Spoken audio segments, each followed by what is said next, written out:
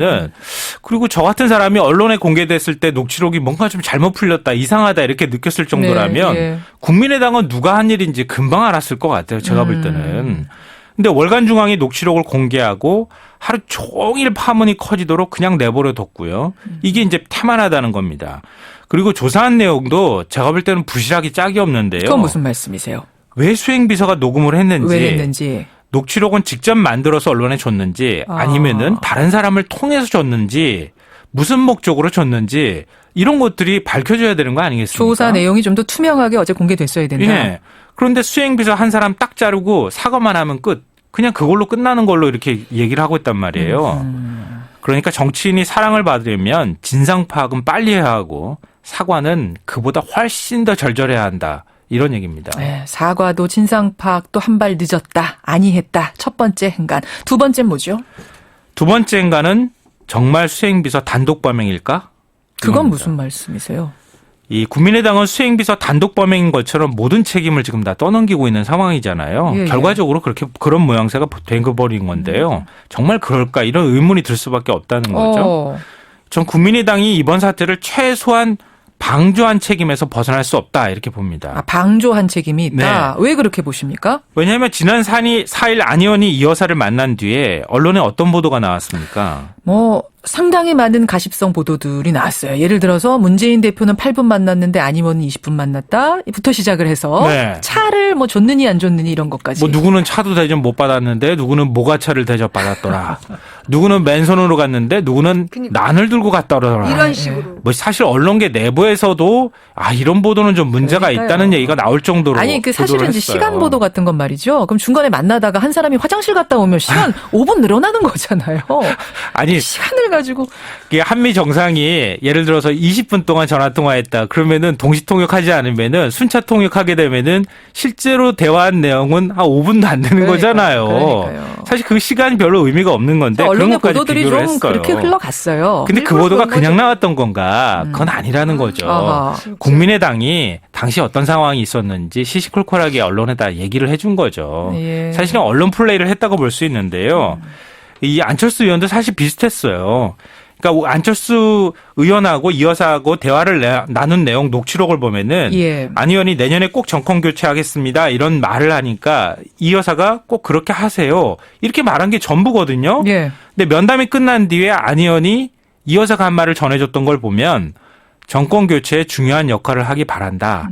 많은 기대를 갖고 있다. 이런 말씀을 전했다. 이런 얘기까지 좀 했거든요. 개뻥이잖아. 저거. 월간중앙과의 인터뷰에서는 대선 단일화 과정에서도 안타까웠다. 이런 말씀을 했다고 이렇게 지금 얘기를 했어요. 이건 뭐냐. 언론 플레이를 했고 저질 거짓말이지. 이 여사의 발언을 마사지해서 언론에다가 전해줬다. 이런 의심을 갖기에 충분하다는 거죠. 사실은 여기에 대한 사과도 있었어야 됐던 게 아니냐. 네, 그 부분 지금 맞습니다. 지적하시는 거예요. 마지막 행간은요?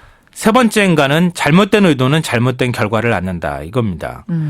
국민의당에겐 이후 여사가 굉장히 절실했을 겁니다. 지금 국민의당 더민주 할 것 없이 절실하죠. 예. 그러니까 호남 민심이 더민주냐 국민의당이냐 이렇게 흔들리고 있을 때 이 여사가 한마디 거들어주면 이 국민의당 입장에서는 자신들 쪽으로 여론이 쏠릴 거다 아마 기대하고 계산을 했을 겁니다. 예. 근데 이건 섣부른 기대였는데요.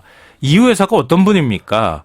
고 김대중 전 대통령의 반려자이면서 정치적 동지였어요. 그렇죠. 그러니까 정치 단수가 9단 10단은 되는 분이거든요. 맞아요. 이런 분이 호남 여론이 분열되도록 그 어떤 역할을 할 수 있었겠습니까?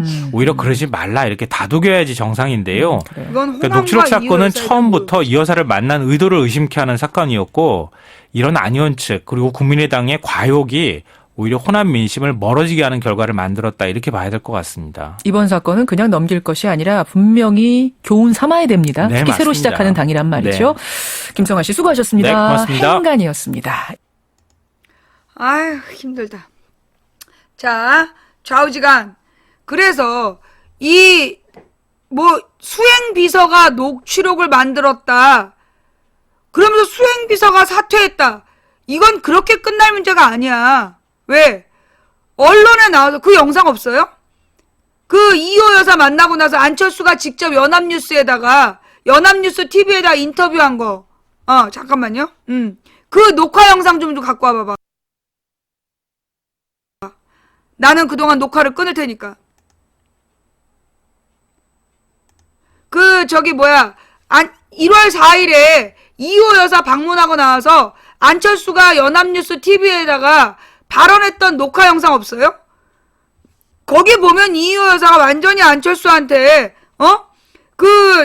더불어민주당을 제끼고 너가 뭐 다음 대권 후보가 나라는 식의 어떤 그 기대감을 갖고 있는 것처럼 그렇게 직접 본인이 말을 한 거 아니야.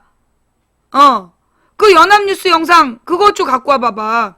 뭐 자기한테 꼭 뭐 정권 교체하라고 했다는 둥, 그리고 뭐 지난 대선 때 단일화 과정에 아쉬움이 있어.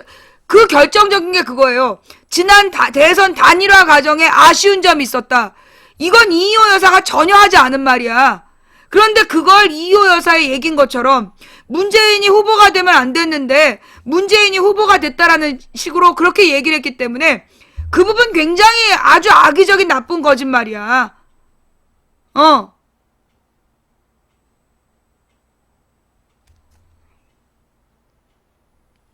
뭐란 얘기야?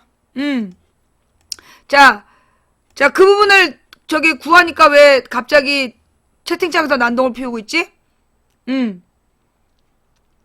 네. 좌우지간, 이번 과정이 나는 수행원이, 조국, 이호 여사 대화 비밀 녹취는 범죄, 단순히 당내 징계로 마무리될 사안 아니야. 잠깐만요. 그럼 한번 찾아볼게요.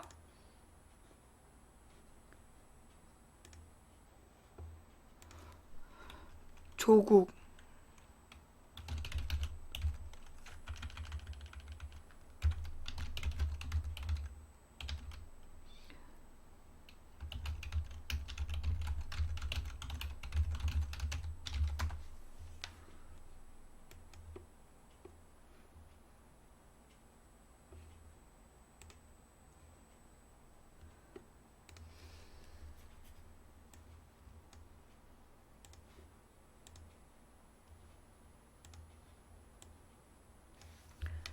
단순히 당내 징계로 마무리될 사안 아니야. 자, 조국 서울대 법학전문대학원 교수는 27일 이후 안철수 비공개 대화 무단 녹취 및 유출 파문 관련 안 의원의 사과와 녹취를 했다는 안철수 측 인사에 대한 당내 징계로 마무리될 사안이 아니라고 지적했다. 조국 교수 이날 트위터를 통해 이같이 말하며 통신비밀보호법은 타인과의 대화 녹음을 금지하고 처벌하는 바 이는 범죄라고 강조했다. 그는 단 녹취한 제3자가 이호 여사와 대화 당사자였다면 처벌 대상이 아니다. 즉 안철수가 녹음한 거면 처벌 대상이 아니야. 근데 이 안철수가 아니라 제3자가 녹음한 거라면 처벌 대상이다. 예. 그러나 녹취록에는 제3자의 발언이 없다며 거듭 범죄 행위임을 강조했다. 수행원이 녹음했다면 이건 범죄라는 얘기예요. 그죠? 예. 이거 말고 또 누가 얘기했던데 노정면 씨가 얘기한 부분도, 그러니까 안철수가 이호 여사를 만나고 나와서 했던 발언, 그 발언 자체가 굉장히 악의적인 거짓말이라는 거야. 국민들한테 마치 이호 여사가 지난 대선 때 문재인이 후보가 된 것 자체가 마치 문제가 있었던 것처럼 이호 여사가 발언했다는 그런 취지의 말을 했어요. 그러니까 그런 오해를 불러일으키는 말을. 근데 이호 여사가 한 말은 다음에 정권 교체의 미랄이 되겠습니다. 그러니까 그렇게 꼭 하세요. 미랄이 되란 얘기야. 그런데 그 말을 가지고 지난 대선부터 잘못했다는 식으로 공개적으로 얘기한 거, 이거는요, 이거는 절대 용서받을 수 없는, 나는 이건 안철수가 책임질 문제라고 봐. 녹취는 그 수행원이 형사처벌 받아야 될 문제이지만 연합뉴스 TV에 나와서 이호 여사의 본뜻과 전혀 다른 헛소리를 인터뷰한 내용은 나는 안철수가 직접 책임져야 될 문제라고 봐.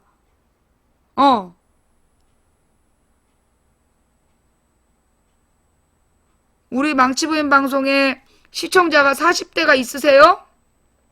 나 이거 진짜 중요한 얘기하는데 그렇게 쓸데없는 질문하는 애들 있어.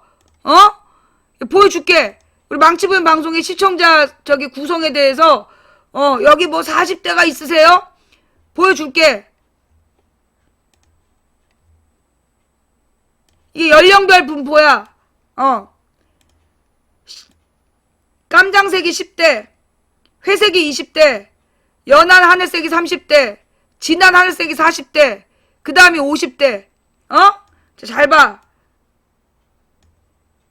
10대가 11%야. 망치보인 방송 시청자 중에. 20대가 18%. 어제 방송. 그리고 30대가 25%. 40대가 30%. 그리고 50대가 16%. 50대 이상. 됐어? 응.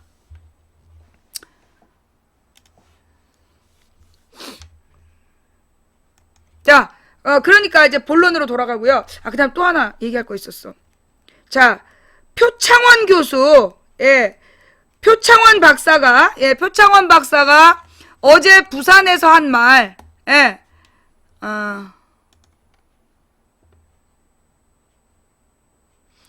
동아일보? 뷰스앤뉴스가, 동아일보를 직접 읽는 것은 내가 심장이 약하기 때문에, 건강에 해로워요. 뷰스앤뉴스가 이제 동아일보조차도 얘기했다니까.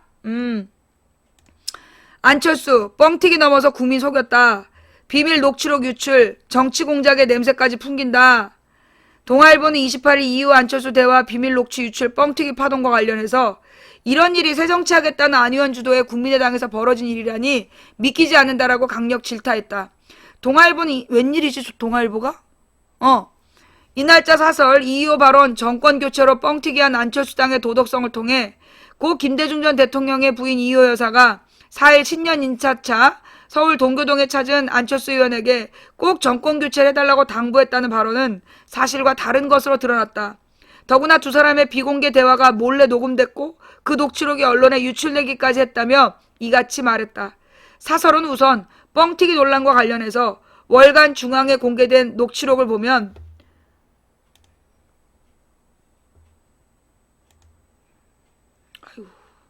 50%는 너무 작구나. 안 의원이 내년 대통령 선거에서 꼭 정권 교체하겠습니다라고 말하자 이 여사는 꼭 그렇게 하세요라고 화답한 게 전부라면서 이 여사가 안 의원의 말에 단순히 맞장구 친 것을 이 여사 본인이 직접 말한 것으로 알린 것은 명백한 왜곡이다. 뻥튀기를 넘어 국민을 속인 행위라고 해도 과언이 아니다라고 강력 질타했다. 그러면 그렇지. 이게 핵심이 아니잖아. 물론 이호 여사는 꼭 그렇게 하세요 한마디 했어. 그러나 안철수의 거짓말은 이 부분이 아니잖아. 이호 여사가 지난 대선 때 대선 후보 단일화 과정을 아쉬워했다. 그 부분이 더 심각한 거짓말 아니야. 사설은 비밀 녹음과 관련해서 안 의원 측이 이 여사의 사전 양해도 받지 않고 마치 도청하듯 대화를 몰래 녹음하고 그것을 유출한 것은 정치공작 냄새까지 풍긴다며. 왜냐? 이 시점이 김홍걸이 더불어민주당에 입당한 시점, 그때 공개했기 때문에 더 의도가 불순해 보인다는 거죠. 석연치 않은 유출 경위에 의혹을 제기했다. 사설은 100번 양보해 녹음이야 기록 차원에서 실무자가 했다고 치더라도 그것의 유출은 안 의원과 국민의당에 타격을 주는 일이기에 누가 무슨 의도로 그랬는지 궁금하다면서 이 여사에게 사과하는 것을 어물쩍 넘길 일이 아니라 정치혁신 차원에서 투명하게 규명할 필요가 있다며 철저한 진상규명을 촉구했다. 안 의원의 수행비서의 개인 일탈로 문제를 덮으려 하지 말고 정가 일각에서 나돌고 있는 국민의당 개파 갈등 과정에 녹취록이 유출된 거 아니냐는 등의 그러면 그렇지 동아일보가 개파 갈등 과정에서 녹취록이 유출된 거 아니냐는 등의 각종 억측에 대한 명쾌한 해명을 촉구하고 나선 셈이다. 그동안 안철수 의원의 신당 창당에 호의적이었던 보수지까지 이처럼 사설을 통해 보수신문 사설을 통해 안 의원의 안철수의 국민의당을 강력 질타하고 나서면서 국민의당은 더욱 궁지에 몰릴 양상이다. 내가 볼 땐 이런 상황이기 때문에 그래서 쟤네들의 마지막 카드를 빼든 거야. 대통령 지지자별 분열. 막 이재명을 대통령으로 문재인을 대통령으로 이러면서 지금 대통령 지지자별 분열책을 쓰고 있는 거야. 몇 놈이 그래. 몇 놈이 그런 분위기를 유도해서 총선을 마치 대선 전초전인 것처럼 이 대선 후보들의 경쟁으로 비치게 하려는 몰아가려는 결론은 목적은 뭐냐면 야권을 분열시키는 거야. 대통령 지지자별로 분열시키는 게 쟤네들 목적이기 때문에 경계해야 된다. 자, 그 다음에, 표창원 교수 발언 기사 좀 갖고 오시고요. 내가 이제 문재인 선수의 사퇴에 대해서 충격을 받았잖아. 나는 2011년에 문재인이 당대표하면 안 된다. 이런 비극적 결말이 올 거기 때문에 당대표하면 안 된다라는 게 내 주장이었잖아. 근데 문 대표는 당대표에 나왔고, 그리고 당대표를 했고, 나의 예측대로 까이다가 사퇴를 했어. 그래서 나는 그거 화가 난 거야. 왜 내 말 안 듣고 그렇게 했느냐. 그런데 내가 오늘 아침에 묵상 중에 성경을 막 읽으면서 깨달은 바가 있어. 문재인 선수가 당대표에 나온 거 내 말 안 듣고 나온 거 맞다. 그리고 내가 예측한 대로 간 거 맞다.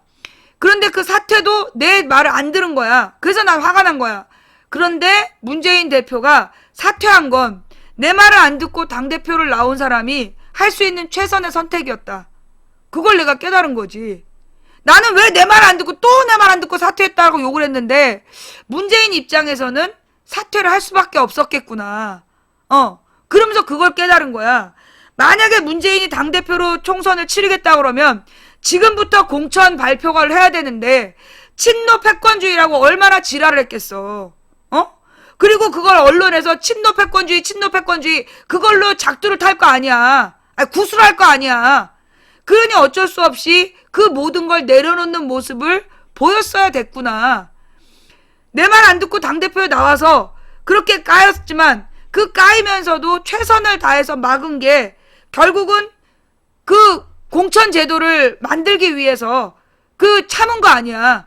그리고 이제 이 새 출발할 수 있는 토대를 만들었으니 이쯤에서 물러남으로써 더 이상 친노 패권주의라는 주문.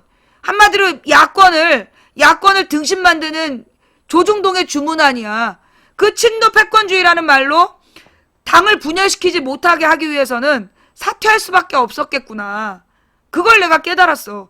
솔직히 김광진 의원이 얘기했을 때도 별로 동의가 안 됐는데 깊이 묵상하는 중에 문재인 대표가 할 수 있는 이게 최선이었겠다. 다 내려놓는 모습을 보여주는 거. 그래서 총선 이 공천 과정에서의 잡음을 차단하는 거. 이게 길이었겠구나. 그래서 내가 비로소 마음으로 문재인의 그 당대표 그 사퇴를 이해했어. 이해함과 더불어서 앞으로 나타날 문제점이 이거구나. 결국 또 친노 비노 싸움인 것처럼, 그래서 당내 비주류와 친노의 대결 구도인 것처럼 그들이 계속 작업을 할 텐데 그걸 막기 위해서 내가 오늘 해야 될 말이 오늘 떠오른 거야. 내가 문재인 대표의 사퇴에 대해서 그동안 굉장히 비판적으로 생각해 왔는데 내가 일주일을 고민하면서 깨달은 거야. 일주일 동안 고민하고 깨달은 결론이 사퇴할 수밖에 없었다. 그 사퇴를 통해서 다시 이 더불어민주당 안이 분열되는 것처럼 몰아가려는 언론의 농간을 막으려는 최선의 선택이었다. 그 길밖에 없었다라는 것을 내가 마음으로 받아들이게 됐어요. 그러니까 여러분들도 문재인이 왜 사퇴했냐? 문재인이 사퇴한 거에 대해서 사실 수도권에 불리하다. 그게 내가 사퇴 반대했던 이유잖아. 또 수도권이든 어디든 이 수도권 사람들 투표할 때 그 당내 분열되는 것처럼 친노 패권주의니 뭐니 이런 얘기 나오면서 그 당이 분열되는 것처럼 보인다면 수도권에서도 투표 안 해. 그래서 지금으로서는 그게 최선이었다라고 받아들일 테니 지금으로서는 그게 최선이었다라는 것을 인정하고 받아들이고 지금 문재인은 모든 걸 내려놓았다. 그러니 문재인이 모든 걸 내려놨는데 이 내려놓은 문재인의 뜻에 반대로 문재인을 대통령으로 이러는 미친놈들, 이게 문재인 죽이기다. 여러분 있잖아요.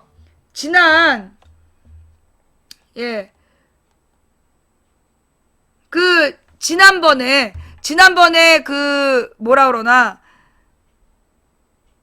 2012년 총선 때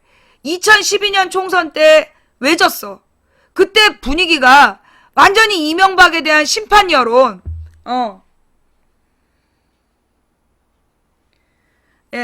이명박에 대한 심판 여론이 굉장히 우세했어요. 그런데 진 이유가 뭐냐 하면 당연히 야권이 이기는 걸로 알았던 거. 당연히 야권이 이기는 걸로 알고 뭐 저기 76%가 되면 뭐 스타킹을 신고 춤을 춘다는 동 176석 가나요? 이러면서 막 설레발치고 돌아다니는 애들 있잖아. 나는 걔네들 때문에 졌다고 봐. 그러면 이게요. 그러면서 또 하나의 예는 작년 그러니까 2014년 지방선거 때 2014년 지방선거 때 그때 그 누구니 새누리당 어떻게 했어? 전부 다 비 맞고 눈 맞으면서 비 맞으면서 했지. 비 맞으면서 머리끝부터 발끝까지 바꾸겠다고 정말 잘못했다고 막 고개 숙였잖아. 그게 쇼일지라도 걔네들은 그렇게 고개를 숙였기 때문에 국민들이 심판하지 않았어. 그리고 반대로 12년에 막 야권이 당연히 이기는 것처럼 너무 막 들떠있는 모습을 보고 아이 나 하나 투표 안 해도 되겠지. 그렇게 된 거야. 뭔 얘기인지 알겠어요? 지금은 굉장히 야권이 힘든 상황이야. 야권이 정말 힘들어서 아직까지도 100석을 못 탔다, 100석 꿈도 못 꿔, 지금.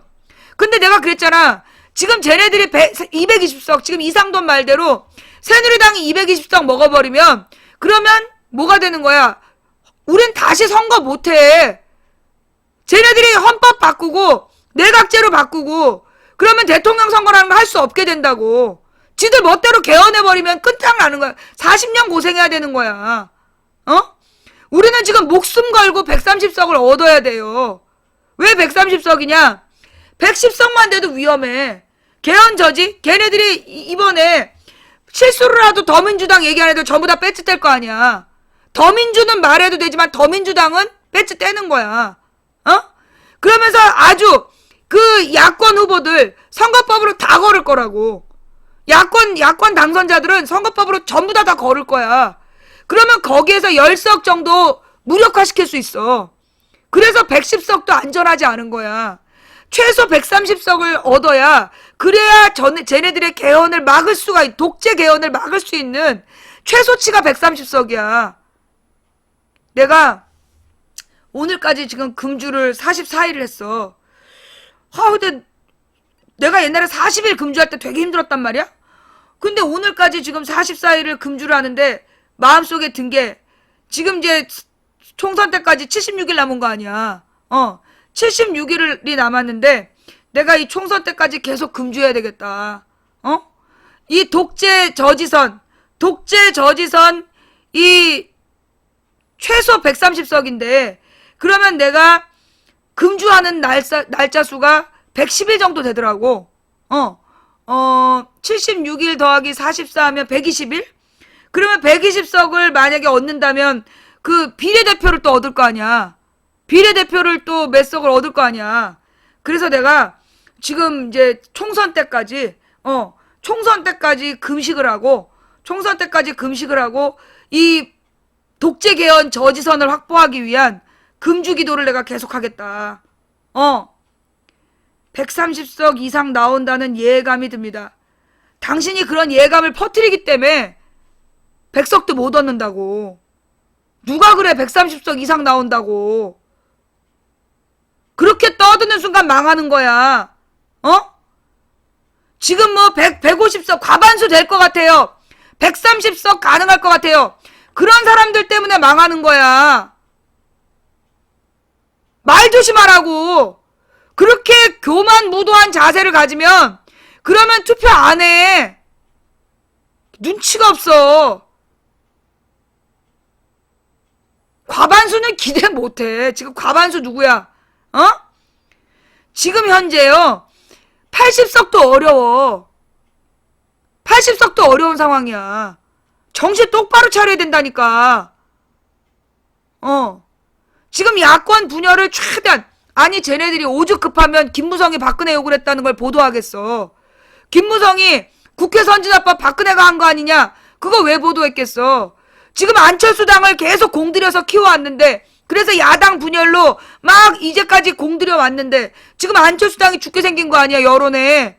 그러니까 안철수당에 대한 관심을 지금 김무성 박근혜 싸움으로 지금 살짝 눈 돌리게 하려고 지금 띄운 거 아니겠어.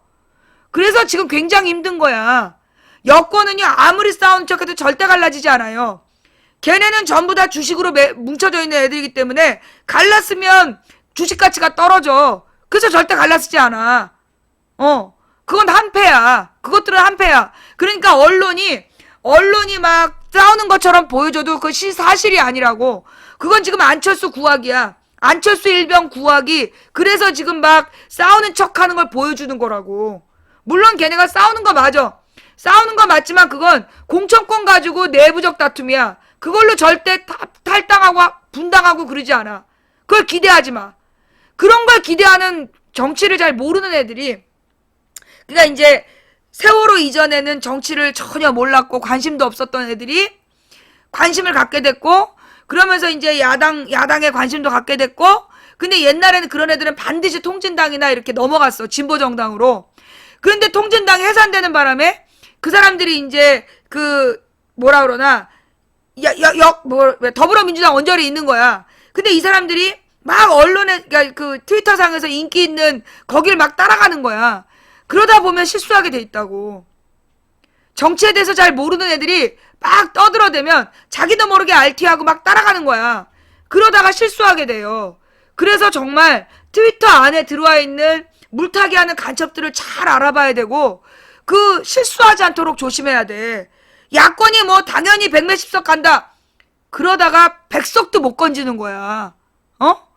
지금 이 야권 지지자들이 가져야 될 자세가 정말로 엎드려서 기도하는, 엎드려 간구하는 모습을 보여줘야 돼요. 그래야 간신히 개헌을 저지할 수 있어. 무슨 얘기인지 알아들어?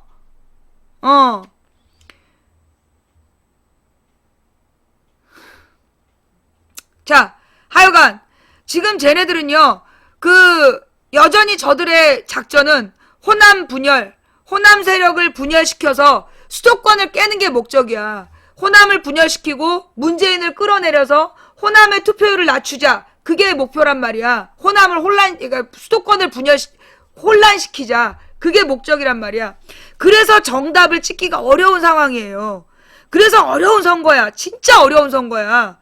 내가 이제까지 선거를 1992년 선거부터 봤어. 그 중에 본 선거 중에 가장 어려운 선거야, 이번 게.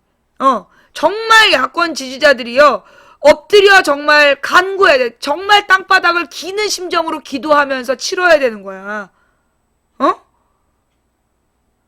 사실 2012년에 망치 부인이 과반수도 안 된다. 그럴 때 다들 비웃었지. 2012년에 내가 총선 과반수도 안 될 거라 했더니 전부 비웃었잖아. 그러면서 너무나 부정적으로 보는 거 아니냐.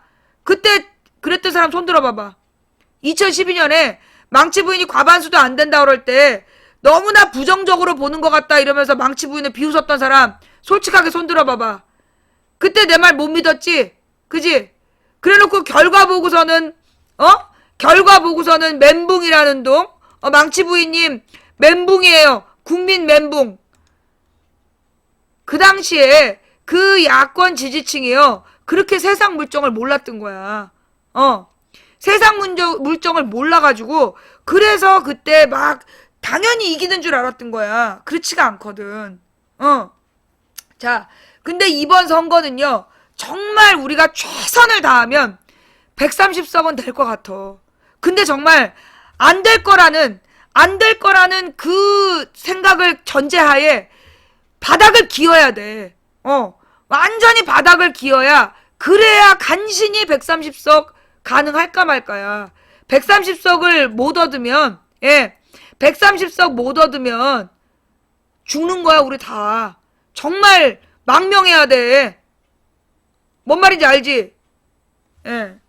정신 똑바로 차리시고. 자, 그래서 이 표창원 교수 글 갖고 왔어요? 자, 나는 이제 문재인의 그 사퇴에 대해서 온전히 받아들인다.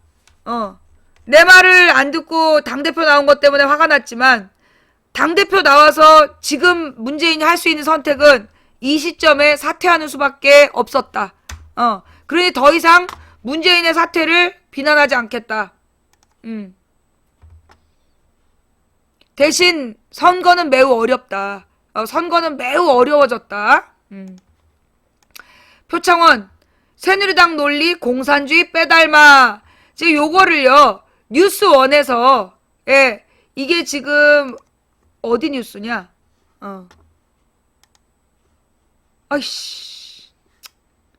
잠깐만요.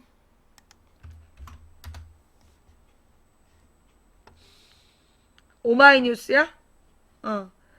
이 오마이뉴스에선 제목을 이렇게 잡았잖아요.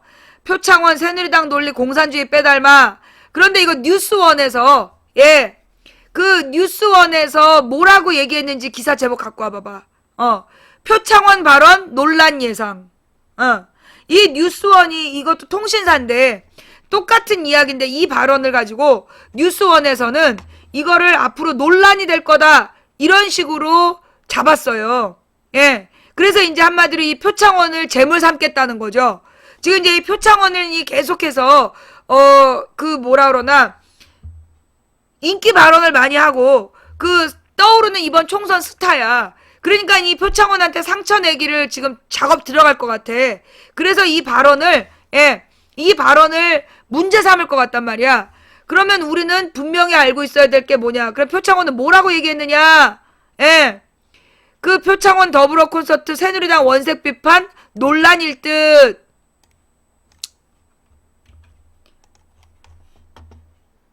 요게 이 뉴스원의 제목이에요. 예. 똑같은 기사인데 제목을 이제 이렇게 뽑았어. 그럼 이제 이 뉴스원이 연합뉴스 같은 신문이라고 각 언론사에다가 기사를 뿌리는 신문인데, 뿌리는 매체인데, 이 표창원 더불어 콘서트에서 새누리당 원색 비판 논란일 듯. 그러니까 부산 지역 뉴스원 기자가 쓴 거야. 이거는 이제 이 한마디로 이 표창원을 공격하겠다라는 이야기겠죠? 그죠? 그러면 우리는 표창원이 도대체 무슨 말 했는지를 분명히 알고 있어야 된다. 더불어민주당의 영입 인사들이 부산을 찾았다. 표창원 전 경찰대 교수는 작심한 듯 새누리당에게 거침없는 비판을 퍼부었고, 부산 출마를 예고한 영입 인재들은 부산 탈환을 향한 의지를 불태웠다. 800석을 준비한 해운대구 백스코 제2전시장의 자리는 일찌감치 가득 찼다. 복도까지 1200여 명의 청중이 가득했다. 하이라이트는 더민주의 비상대책위원인 표창원 전 경찰대 교수의 강연이었다. 표 전 교수는 야도 부산이라는 주제로 청중의 눈과 귀를 사로잡았다. 표 전 교수는 마산의 3.15 의거, 부마항쟁, 6월항쟁을 차례로 언급하며 독재의 끝에는 부산의 저항이 있었음을 강조했다. 특히 이날 새누리당을 향한 표 전 교수의 표현은 날이 서 있었다. 그는 새누리당이 사용하는 논리와 원칙은 그들이 적대하는 사회주의 공산주의와 너무나 빼닮았다면서 보수를 참칭하는 극우 전체주의 정당에 표를 몰아준 결과가 바로 부산의 몰락 아니겠느냐며 안타까워했다. 끝으로 표 전 교수는 대한민국은 민주주의가 무너지고 보수 개념이 무너지고 정의가 붕괴되는 위기에 처해 있다면서 언제나 그랬듯이 이승만 박정희 전두환의 독재를 무너뜨린 곳은 어디인가 라고 청중에게 마이크를 넘겼다. 부산이라는 커다란 함성과 박수가 장내를 가득 채웠다. 부산 출마를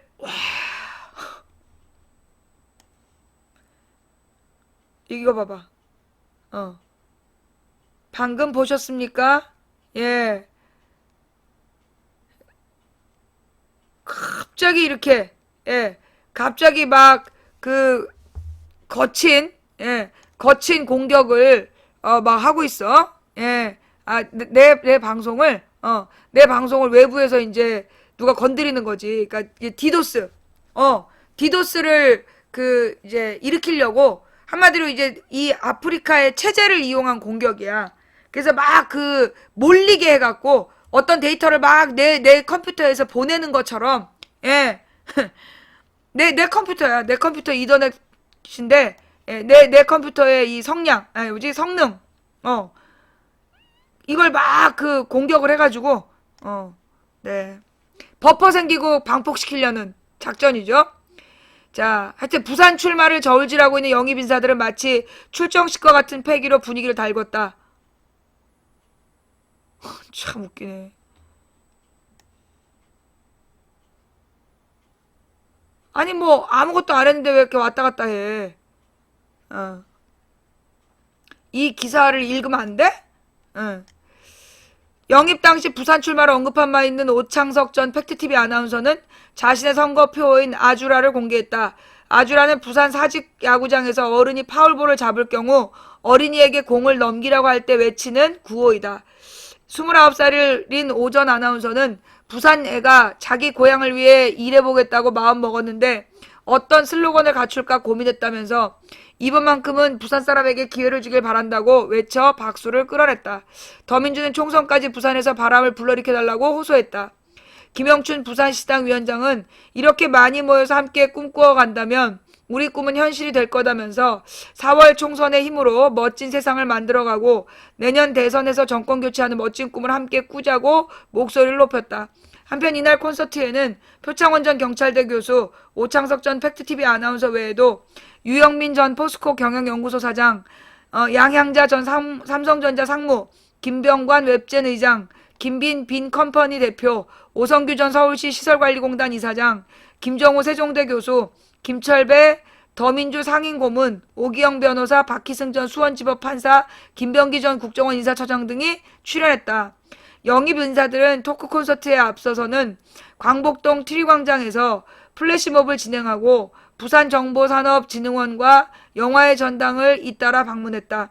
영화의 전당을 방문한 자리에서는 외압 논란이 불거진 부산국제영화제 관계자들과 간담회를 개최하고 대책을 모색했다. 더민주 영입 인사들의 더불어 콘서트는 오늘 28일 대구 28일이 대구 문화예술회관 비슬홀 이 얘기하니까 또 대구의 문화예술회관 비슬홀 29일에는 강원 30일에는 대전 31일에는 인천 2월 1일에는 제주 2일에는 전주에서 열릴 예정이다. 대구 얘기하니까 또 갑자기 바뀌어. 네. 자, 하여튼 이 표창원 교수의 발언을요. 이 이제 그 뉴시스에서는 뭐라고 얘기했느냐? 더불어민주당 영입인사 표창원 더민주 비대위원이 부산은 부마항쟁과 민주화운동을 이끈 야도였다며 부산을 바꾸자고 주장했다. 특히 표 비대위원은 새누리당을 극우 전체주의 정당으로 지칭하는 등의 자극적인 표현으로 강도 높게 비난을 가해 논란이 예상된다. 한마디로 논란을 해달라는 얘기죠. 이날 더민주의 새 지도부 일원이 된 표 비대위원인 27일 오후 7시 부산시 해운대구 백스코에서 열린 사람의 힘 더불어 콘서트에서 3.15 의거와 4.19 운동이 김주열 학생의 죽음으로 촉발됐고 1987년 6월 항쟁은 박종철 학생의 죽음으로 촉발돼 신군부가 막을 내렸다며 김주열, 박종철은 모두 부산의 아들 아닌가라고 말했다. 이어 노무현도 부산의 아들이다. 문재인도 부산의 아들이다. 대권 주자 중에 국민이 아파할 때 고통스러울 때 늘 곁에 있던 정치인이 문재인 말고 또 누가 있나라고 말했다. 그는 문재인 대표가 독재를 했나 그가 세월호 유족을 조롱했나라며 저는 문 대표를 물러나라고 하는 것이 이해가 되지 않았다라고 주장했다. 표 비대위원은 보수는 전통과 문화, 체제를 지키고 발전시키는 것인데 과연 새누리당이 보수인가라며 저는 그들에게서 너무나 자랑스러운 전통인 민주주의를 지키려는 노력을 전혀 볼 수 없다고 주장했다.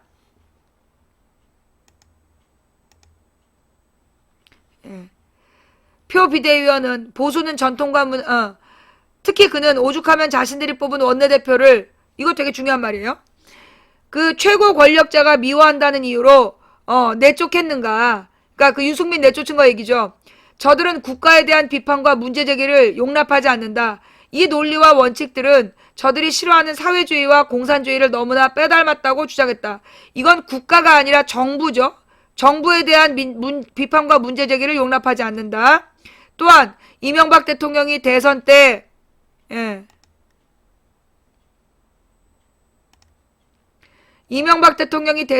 동남권 신공항을 부산 가덕도에 짓겠다고 약속하더니 취소했다. 이걸 다시 박근혜 대통령이 추진하겠다고 했다. 부산 기장에서 방사능이 뒤섞인 물을 마시고 싶나? 위험한 고리원전을 그대로 둬야 하나? 이런 현실은 보수를 참칭하는 극우 전체주의 정당에게 표 몰아준 결과라고 주장했다. 극우 전체주의 정당, 공산주의 등 자극적인 표현을 동원한 비난은 새누리당의 반발을 부를 것으로 예상된다. 한편 이날 더불어 콘서트에서 표전 교수를 비롯해 양양자 기타 등 아까 읽었던 사람들 그리고 부산시민과당원 2,000명이 몰리는 등 대성황을 이루었다.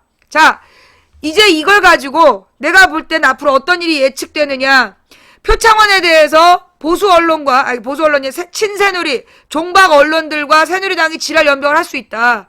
그러면 늘 그렇듯이 박영선이나 이종걸이나 이런 사람들이 표창원을 비난했다라는 식의 보도가 나올 거다. 그지? 옛날에 이제 박지원이나 조경태가 있었으면 박지원, 조경태, 김한길 계에서 표창원을 비판했다 이런 기사가 나오겠지만 싹 다 없잖아. 이제 이종걸이나 박영선이 혹은 이철이가 표창원을 비판했다라는 식의 기사를 내고 이렇게 당 내부에서 분란이 있다라는 식의 기사를 낼 수 있다. 그렇게 낼 수 있다. 그러면 어떻게 해야 되느냐? 지금부터 이 표창원 교수를 비난하는 놈들, 이거는 당내 공천에서 떨어뜨릴 놈이다. 지금 표창원이 한 말, 지극히 정상적인데, 저 말을 조심하라고 얘기하는 놈을 잘라야 돼. 지금 더불어민주당에서 표창원의 저 말이 잘못됐다고 그러면서, 말 조심하라는 새끼들, 걔네들 배지 주지 말아야 돼. 국회로 보내면 안 돼. 새누리당한테 새누리당한테 끌려다닐 놈들이야. 지가 새누리당 애완견이야? 목줄 매갖고 끌고 가면 끌고 갈 놈이야. 그런 놈들은 앞으로 말도 못 꺼내게 해야 돼. 뭔 말인지 알았지? 앞으로 이제 이 표창원에 대한 비판을 당 내부에서 하는 놈이 있다면, 그런 애는 공천을 안 줘야 된다고. 그런 애는 마음껏 욕해도 돼. 뭔 말인지 알았지? 자, 그 얘기 했고요. 그 다음, MBC 녹취록 사건. 예. MBC 녹취록 사건이 뭐야? 최승호 PD? 예. 최승호 PD를 자르는 문제였던 거예요? 그거 가장 잘 나온 뉴스 좀 갖고 와봐봐. 최승호 PD를 잘랐던, 최승호 PD를 잘랐던 사건인 거잖아. 최민희 의원 사건. 가장 잘 나와 있는 뉴스가 뭐죠? 예. 나 지금 5시에 방송 끝내야 돼.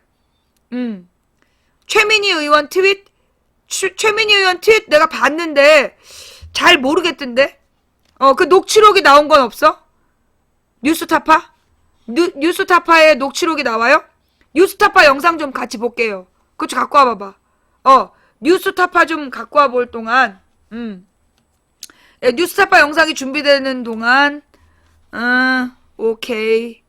감사합니다. 신속하게 뉴스를 배달해 주셔서 진심으로 감사합니다. 소리 잘 들리세요?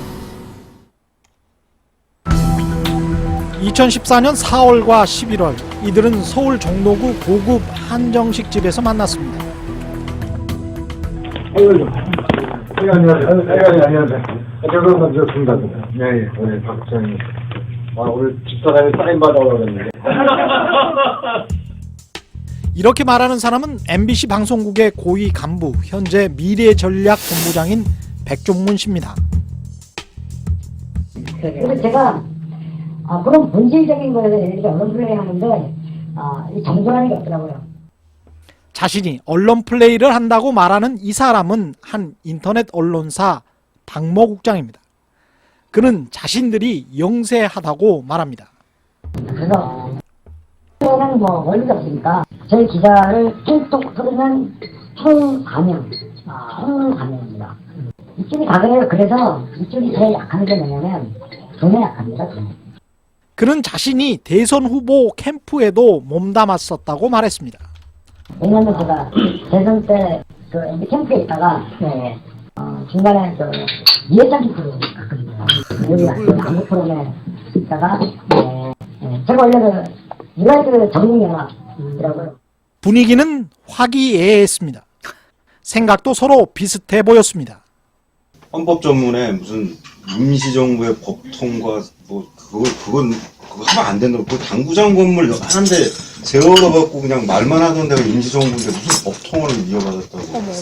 어머. 그 어떻게 하고 우리 저 MBC 10만 양병원에 대한 여기 말씀해 주시고 좀 해야 되는 거 아니겠어요? 저 10만 영병은요 제일 쉬운 거는 그 대한민국 어버이연합이라고 있습니다.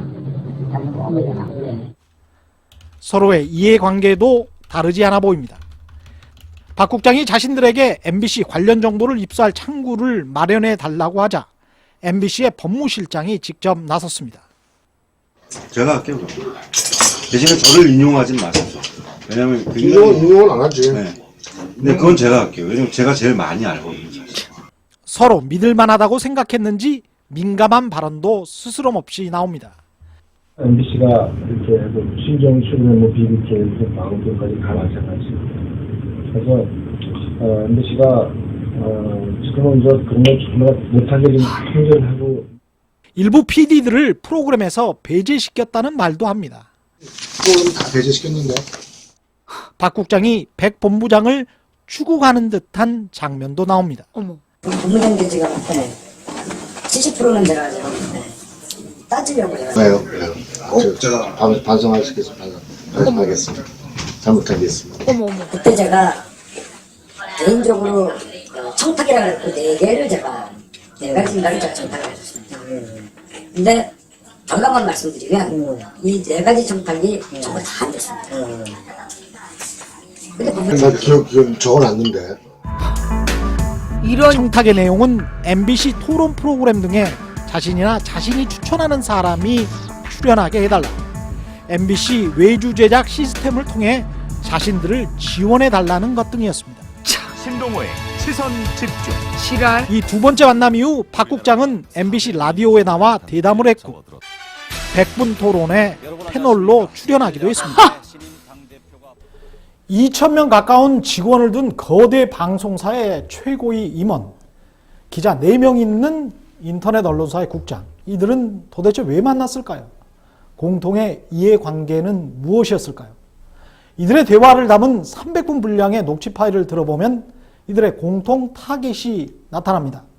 바로 전국언론노동조합 MBC 본부입니다. 공영방송 MBC는 무너지고 지난 2012년 전국언론노동조합 MBC 본부는 170일에 이르는 파업을 벌였습니다. KBS와 YTN 노동조합도 참여했던 이른바 방송 3사 공동파업. 공정방송 쟁취를 목표로 한 파업이었지만 MBC 사측은 정영아, 강지웅, 이용마, 최승호, 박성재 등 전현직 노조간부 6명을 해고했습니다.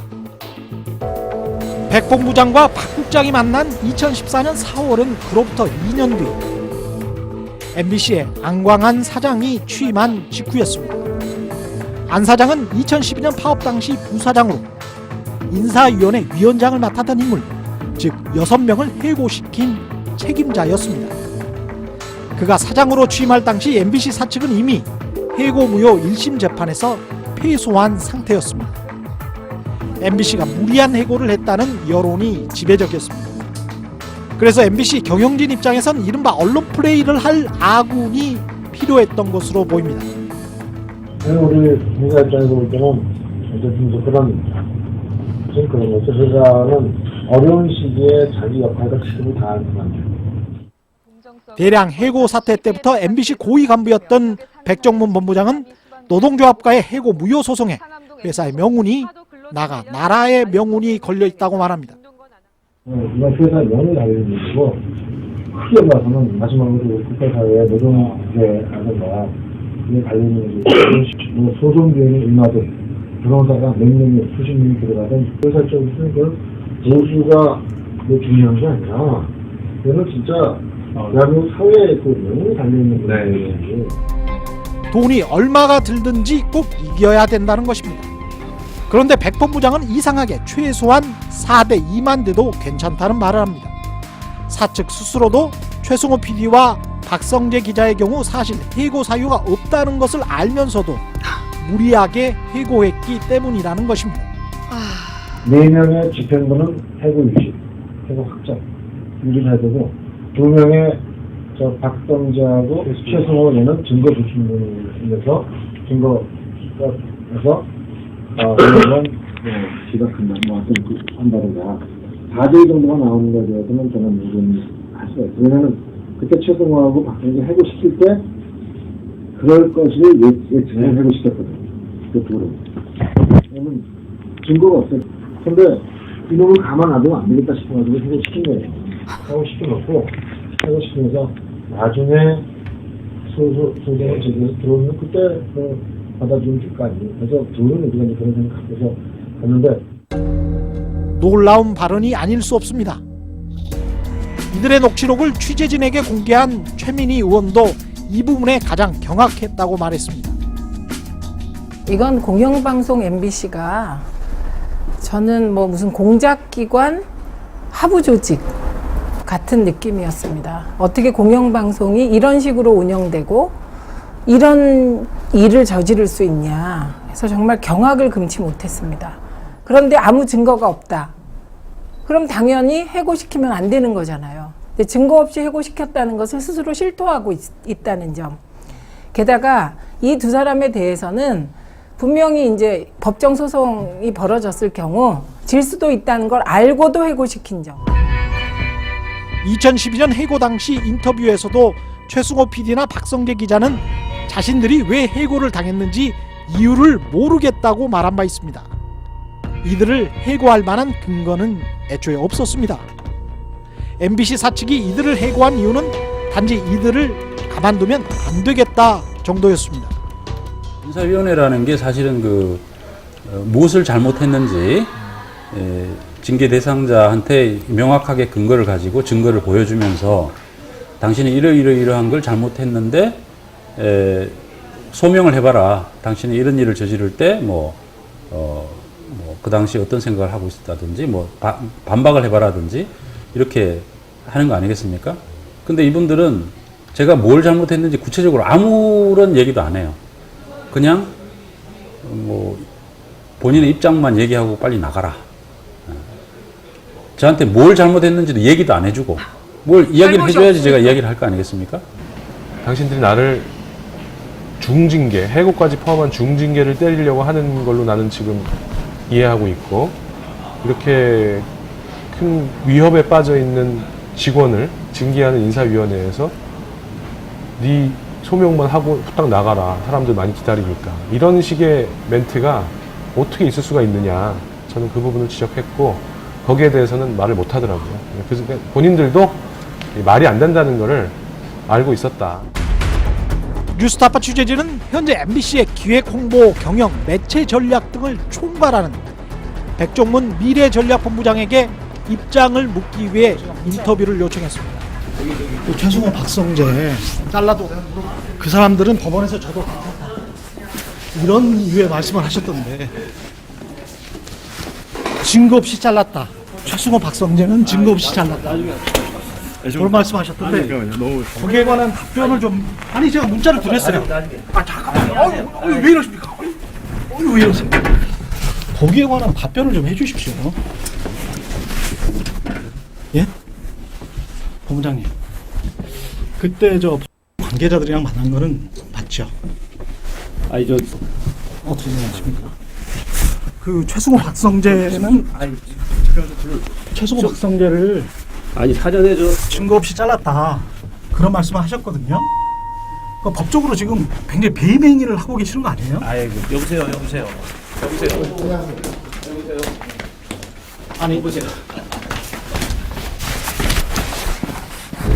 본부장님 말씀 해주십시오. 여기 나가세요. 여기 좀 내보내. 취재진은 계속 연락을 취해 그의 답변을 기다렸지만 그는 아무런 응답도 하지 않았습니다. 당시 백 본부장과 함께 모임에 참석했던 MBC 법무실장도 답변이 없기는 마찬가지였습니다. 뉴스타파 최경령입니다.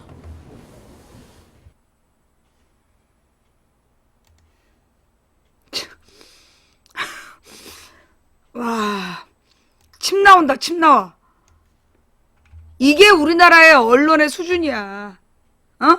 이게 우리나라의 언론의 수준이다 보니까, 그러니 이렇게 망치부인 방송에 수천 명이 앉아서 보고 있는 거 아니겠어요?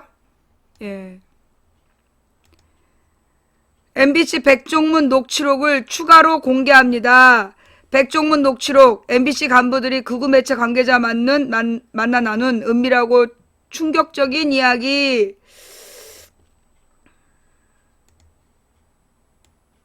지난 25일 최민희 더불어민주당 의원실이 공개한 백종문 녹취록은 2012년 MBC의 170일 최장기 파업 사태 후 MBC 사측이 얼마나 악의적으로 노동조합과 파업 참가자들을 탄압해왔는지 적나라하게 보여줬다. 지난 2014년 백종문 미래전략본부장 등 MBC 간부들은 박한명 폴리뷰 편집국 이거야? 편집국장을 만나 파업 참가자에 대한 보복성 징계뿐 아니라 노골적인 프로그램 간섭과 압력 행사, 반헌법적인 극우 발언을 쏟아냈던 것으로 확인됐다. 왜 이렇게 막 공격이 심할까? 미디어 오늘은 현재 MBC의 비정상적인 상황과 그 속사정이 고스란히 드러난 300분의 대화 중 전국 언론노조 MBC 본부가 공개한 녹취록을 추가로 공개한다. 이 내용이 잠깐만 길겠죠? 너무 길어. 너무 길어갖고 다 볼 수가 없는데, 예.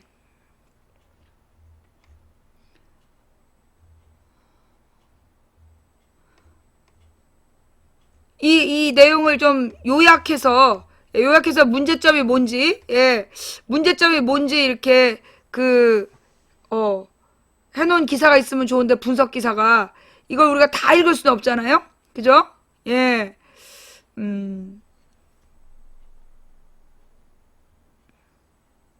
하여간 이제 개판이야. 자, 좌우지간. 이런 백종문 녹취록, 이 녹취록을 공개한 최민희 의원이 공격을 당했다면서요? 예. 최민희 의원이 공격을 당해서, 지금 이제 이 MBC에서 최민희 의원을 선거법 위반이다라고 지금 고발했다는 거 아니야? 이 MBC가 고발했다는 게 아니라 최민희 의원이 선거법 위반했다고 보도했다는 건가?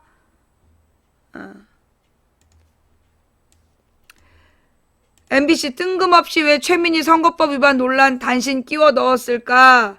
최승호, MBC 일베 언론 부정한 밀당 폭로, 언론들 최민희 흠집내기 돌입. 백종문 MBC 미래전략본부장과 극우 매체 관계자 간의 대화 내용이 공개된 25일, MBC는 이를 폭로한 더불어민주당 최민희 의원의 선거법 위반 논란을 메인 뉴스에서 다뤘다. MBC 보도와 관련 최민희 의원은 입장문을 내고 그저 경찰이 선거법 위반 여부를 내사하고 있다는 정도의 내용이 공영방송 메인 뉴스 시간대에 다뤄질 내용인지 의문이라며 MBC 치부를 폭로한 자신에 대한 보복성 보도라는 의혹을 제기했다. MBC가 최민희 의원님 남양주 출마를 만천하에 알려주네요. 고맙습니다. 남양주 시청에서 출마 기자회견하고 시청 공무원들께 인사했습니다. 이게 공영방송 MBC가 메인 뉴스에서 다룰 논란 사안, MBC 치부 녹취록 공개에 대한 보복성 전파 낭비 아닙니까? 최 의원은 특히 어젯밤 뉴스데스크에서 27초 단신으로 중앙 언론사 중 저의 선거법 위반 논란을 처음으로 보도한 MBC에 대해서는 그 치졸함에 처량한 감정까지 느낀다며 선거법 위반 논란과 관련된 일련의 언론 보도가 정치 공작에 의거한 것이라면 진실을 밝혀 반드시 책임을 물을 것이라고 경고했다. 그러면서 언론인들에게 선거법 위반 논란 관련 보도의 이면에 과연 무엇이 있는지 취재해달라면서 MBC가 왜 하필 어젯밤 갑자기 저의 선거법 위반 논란을 뉴스데스크에 끼워 넣었는지 취재해달라고 호소했다. MBC 최민희 의원 선거법 위반 논란 보도에 대해 박성재 기자는 뜬금없다면서 사안도 별것 아닌데다 일주일 전에 이미 모 일간지가 보도한 내용이라고 지적했다. 박 기자는 이어 그런데도 뒤늦게 왜 MBC가 최 의원을 조지는 걸까요? 라고 의문을 제기한 뒤 MBC 백종문 본부장의 최승호 박성재 증거 없이 해고 녹취록은 최 의원이 압수한 것이기 때문이라고 주장했다.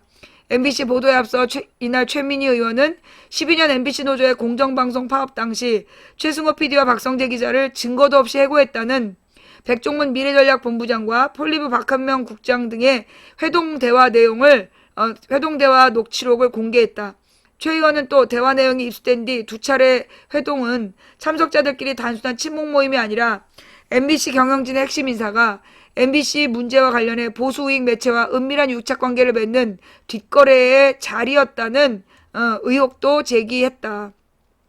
박성재 기자는 MBC 간부들은 어찌 그리 하는 짓이 꼼꼼하게 귀여울까요? 라며 그나저나 최민희 의원은 MBC 덕분에 남양주 주민들에게 이름 한번 확실히 알리겠군요. 라고 덧붙였다.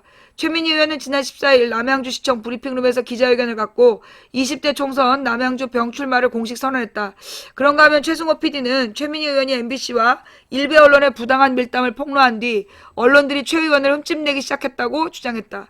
그는 MBC가 선거법 위반으로 확정될 것 같지 않은 사소한 사안을 빌미로 찍어내기를 시작했고 다른 여권 성향 언론들도 따라 나섰다며 그러니 국회의원들이 언론을 비판하기 어려워하는 것이다.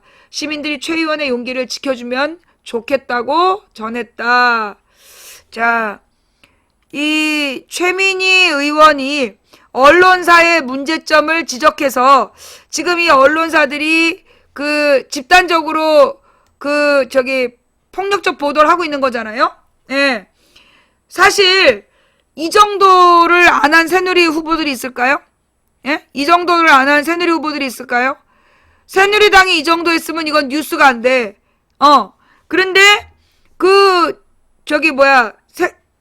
더불어민주당 의원이 이런 거라면 바로 선거법 위반이라고 언론이 떠들어. 그리고 선관위가 마지못해 고발하는 척하고 그리고 법정에서 유죄 판결 내리고 이 썩을놈들이 계속 이런 식으로 해왔다는 거죠.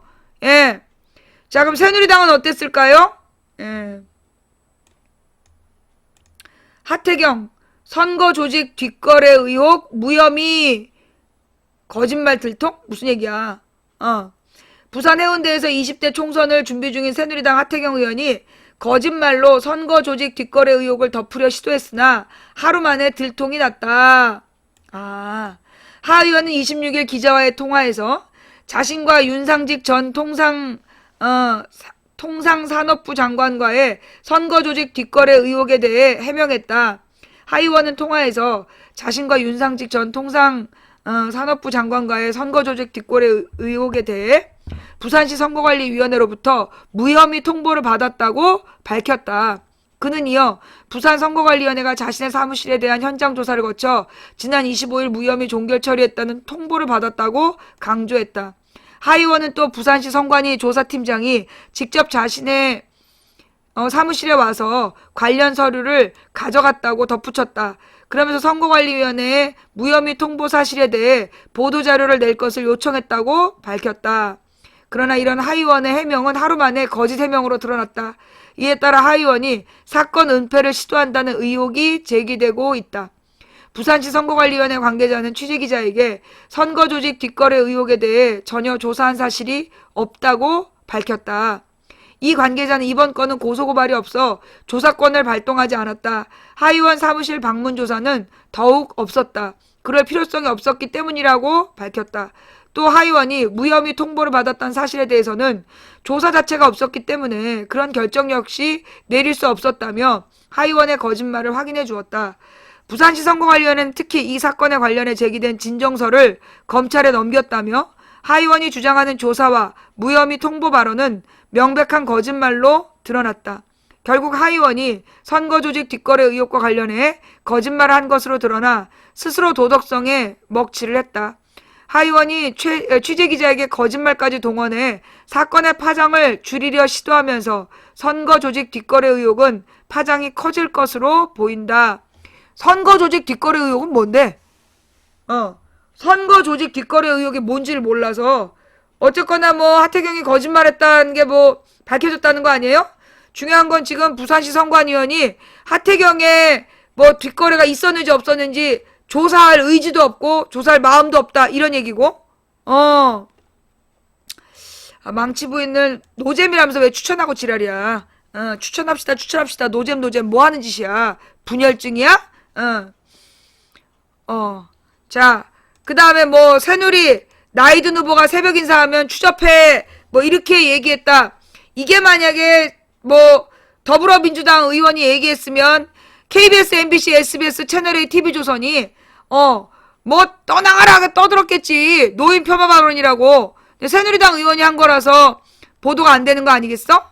예. 우리끼리 알아봤자 뭐해. 그죠? 자, 그 다음에, 지금 우리, 함께 읽는 뉴스에 올라온 기사들 중에서 중요한 거 보고 갈게요. 예.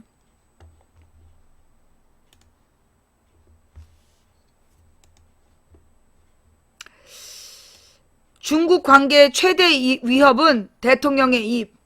중국이 한중우호 마지노선으로 지칭한 MD를 건드려서 한중 관계의 뇌관을 위협했다.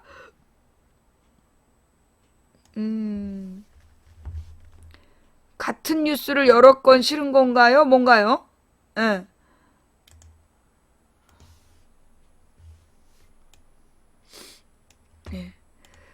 중국 관계 최대 위협은 대통령의 입. 한국 경제 위기의 가장 큰 원인 중에 하나는 대중국 수출 감소다. 수교 이후 매년 20%씩 증가해 한국 경제의 견인차 역할을 했던 대중국 수출은 지난해 마이너스 5.6%로 최악의 성적을 냈다. 이 수치는 국제 금융위기 때인 2009년 마이너스 5.1%를 넘어선 수치로 대중국 수출에서 얼마나 큰 위기가 찾아왔는지 말해주는 것이다. 대중국 수출 감소는 석유화학, 철강, 전자 등의 경쟁력 악화도 있지만 중국에서 활동하는 국내 기업들의 경쟁력이 감소하면서 중간재 수출이 급속히 줄어든 것이 가장 큰 원인이다. 그렇다고 전체 수출에서 25%를 차지하는 대중국 수출을 경시할 수 없다. 미국이나 일본으로 수출을 늘릴 수 있을지도 의문이지만 대중국 수출의 절대량이 너무 크기 때문이다. 최근 대중국 경제정책의 가장 큰 문제는 경제 자체도 있지만 정부의 중국에 대한 무개념이다. 그래, 이거야. 우리나라 경제가 어려워지는 이유가 이거야. 이 외교적 무개념. 대중국 교류에서 가장 큰 영린이라고 할 수 있는 미사일 방어 체제, 즉 사드 체제. 이거를 건드린 것이 대표적인 예다. 2010년 출간한 문정인 교수의 인터뷰집 중국의 내일을 묻다는 중국 정부의 국제전략 싱크탱크의 핵심 인물인 주펑 베이징대 교수의 인터뷰가 실려있다. 중국은 전략적 안정을 대단히 중요시한다. 중국의 핵무기는 방어용이다. 나는 한국 친구들에게 항상 얘기한다. 만약 한국이 미일 주도의 MD에 가입하면 중국 인민해방군을 완전히 벼랑 끝으로 몰고 갈 것이므로 중국은 분명히 한국에 대한 전략을 바꿀 것이다. MD는 한중우호의 마지노선이다. 이런데 이걸 지금 박근혜가 지금 이 사드 체제 얘기를 지금 건드렸다는 거야. 이 말은 주펑 교수만이 아니라 일관되게 중국 정부가 가진 원칙이다. 최근 북핵 문제 등으로 동아시아 정세가 복잡해지면서 중국에서는 가장 민감한 부분이다. 그럼에도 최근 한국 정부는 북핵 문제 해결을 명목으로 MD의 시작점으로 불리는 사드 도입을 지속적으로 이야기하고 있다. 미친 거야. 정부 차원에서 이걸 이야기한다는 것 자체가 미친 거라고. 원래 작년까지만 해도요.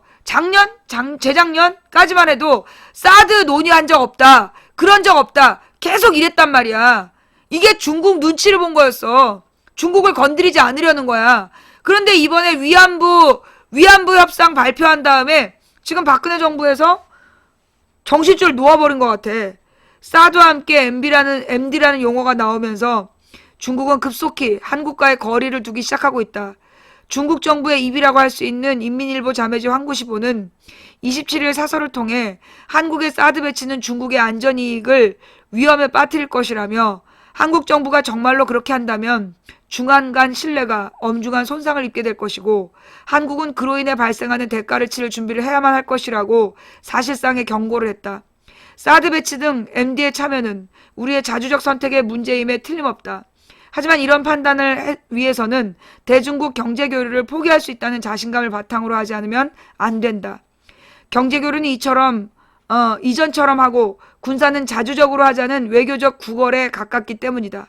특히 사드를 포함한 MD가 아직 기술적으로도 완성된 상황이 아닌 상태에서 한국이 스스로 이 폭탄을 안고 한중 경제라는 민감한 사안을 건드리는 것은 얻을 것도 없는 일에 끼어들어 화를 자초하는 어리석은 행동으로밖에 볼 수 없다. 정부의 이런 행동은 대중국 수출업계뿐만 아니라 중국에 진출한 한국 기업들에게도 중대한 위협이 될 수 있다. 현재 중국에 거주하는 100만 명의 한국인들에게도 이런 정치외교적 외줄타기는 위협감을 고조시키고 신규 투자나 교역 등을 위험하게 만들 수 있다. 최근 중국은 대만 차이잉원 후보 당선 이후 대만 관광객을 3분의 1로 줄이는 정책을 실시했다. 지난해 메르스 사태를 겪었지만 한국을 찾는 중국 관광객은 598만 4천 명으로 183만 7천 명이 찾은 일본 관광객의 3배가 넘었다. 만약 중국이 우리나라에도 대만과 같은 정책을 취한다면 수십조 원의 경제적 피해를 입는 것은 물론이고 위기에 우리 경제에 폭탄을 투하하는 꼴이 될 것이 불보듯 뻔한 상황이다. 정부의 섣부른 행동의 가장 큰 원인은 북핵 실험으로 인한 안보 불안이다. 그러나 중국 역시 북한 문제에 개입하는 데 한계를 갖고 있다는 것을 인식해야 된다. 중국은 개혁 개방 이후 낮은 선봉을 통한 동해 진출이나 단동을 통한 대북한 경제교류 확대 등을 지속적으로 추진했다. 하지만 지금까지 대북한 사업에서 좋은 결과를 낸 중국 기업을 찾기는 쉽지 않다. 중국 동포들이 주축이 된 농수산물 무역이 성과를 냈을 뿐 큰 결실을 맺지 못했다. 이는 북한이 정치뿐 아니라 민간 교류에서도 중국과 일정한 거리를 둔다는 것을 방증한다. 더욱이 최근 중국은 대만 총통 선거로 인해 동아시아에서 고립되는 형세가 뚜렷하다. 이런 상황에서 한국이 MD에 근접하면 정치적 위협감은 커질 것이며 경제나 관광교류에서도 이에 상응하는 조치를 할 수 있는 개연성이 커진다. 정부는 지난 26일 코엑스에서 한중 FTA 활용 전략 포럼을 여는 등 대중국 경제교류 확대를 지속적으로 홍보하고 있다. 반면에 반대편에 서 있는 중국이 가장 두려워하는 영린인 MD를 지속적으로 자극하는 등 모순된 행동을 하고 있다. 저우원라이 등 초기 지도자들은 이후 지속적으로 국제사회에서 역량을 쌓은 중국 외교는 원칙을 중시한 습관이 있다. 수년 전부터 중국이 표방한 MD가 한중관계의 마지노선이란 말은 단순한 위협이 아니라는 것을 잊어서는 안 된다. 지금 이제 박근혜 정부가 전혀 외교에 대한 개념이 없기 때문에 문제는 뭐냐면 박근혜가 외교적인 개념이 없고 안보에 대한 개념이 없는 걸로 인해서 피해는 누가 보냐? 국민이 보는 거야. 박근혜의 몰지각한 외교와 경제관념 때문에 피해는 고스란히 국민들이 보게 된다는 거죠. 예. 자, 이 MD 체제라는 것은 이제 미사일 방어 체제라는 말이고 그게 미국이 주도하는 한미일 동맹군을 만들어서 그 한반도에다가 중국과 러시아를 견제하는 미사일 부대를 그러니까 미사일 기지를 설치하겠다. 이게 MD 체제야. 그러니까 동북아시아의 미사일 방어 체계.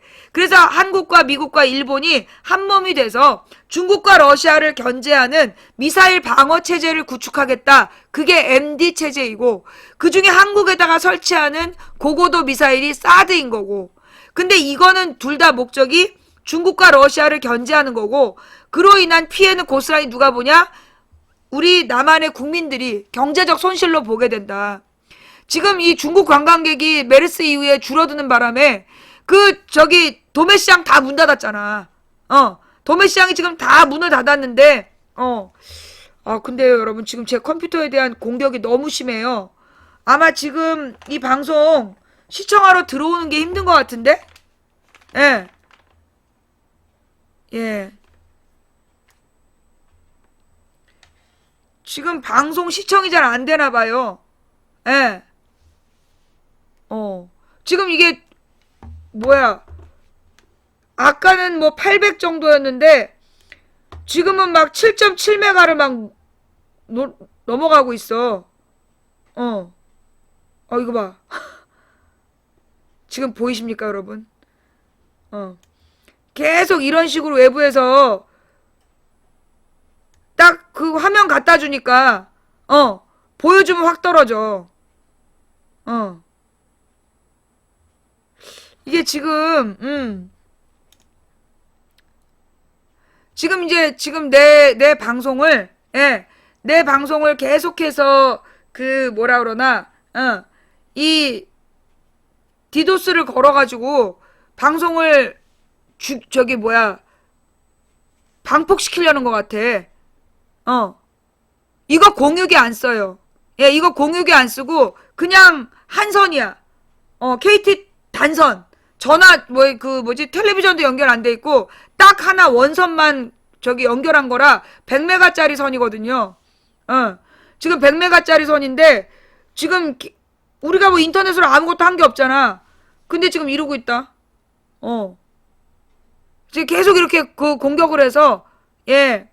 공유기를 사용하는 게 더 위험하대. 공유기를 사용하는 게 더 위험하다 그래서 나는 컴퓨터에 세 대에 다 원선을 꼽아. 그래서 지금 쓰고 있는데 카메라 화면 갖다 대면 내려가고 누가 지금 공격하고 있다는 거잖아. 그죠? 막 이렇게 공격하다가 화면 갖다 대면 내려가. 예. 기가 막히네. 예. 그러니까 이 방송을 예. 도로 올라갔어 지금. 화면을 옮기니까 예. 그러니까 내가 이런 얘기하면 뭐 이 정도면 병 아니냐 그러잖아. 이 정도면 병 아니냐 이러면서 비웃었지. 이게 병이냐? 내가 카메라 돌리니까 도로 올라갔다가 이거 지금 내려가는 거 봐봐.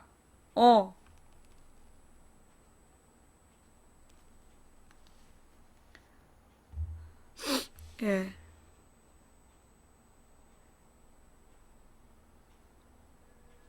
그러니까 내 컴퓨터로 침투해서 내 컴퓨터가 무리한 데이터를 쏘는 것처럼 예. 내가 무리한 데이터를 쏘는 걸로 얘네들이 조작을 하는 거야. 그래가지고 내 컴퓨터에 인터넷 연결을 끊는 게 목적이지. 내 컴퓨터에 인터넷 연결을 왜냐하면 끊으면 아프리카 방송이 방폭이 되거든. 아프리카 방송이 방폭되니까 이거 봐라. 다시 화면을 끄니까 이렇게 하고 있어.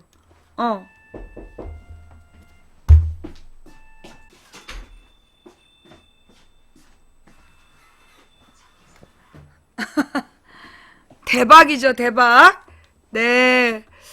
그러니까 이제 우리 망치부인 방송이 망치부인 방송에 이제 지금 보니까 시청률을 떨어뜨리려고 이제 이렇게 해놓으면 그 가령 통신 상태가 안 좋은 모바일은 못 들어와요.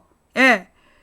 이게 지금 한 어제부터 시청자가 한 1000명이 줄었어. 이게 지금 이렇게 외부에 막 그 공격을 해놓으면 어떤 일이 발생하느냐? 통신 상태가 안 좋은 모바일은 못 들어오고 그 컴퓨터의 사양이 안 좋은 컴퓨터는 못 들어와요, 아프리카에.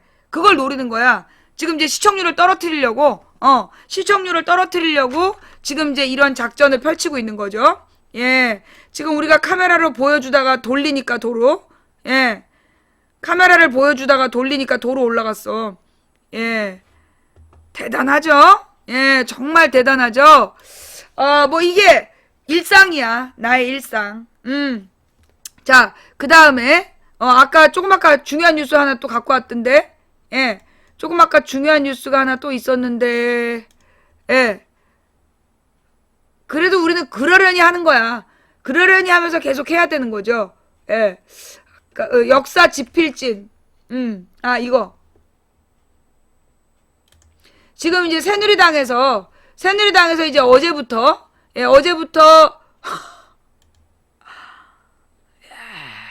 어마어마하구만. 예. 어마어마해. 예.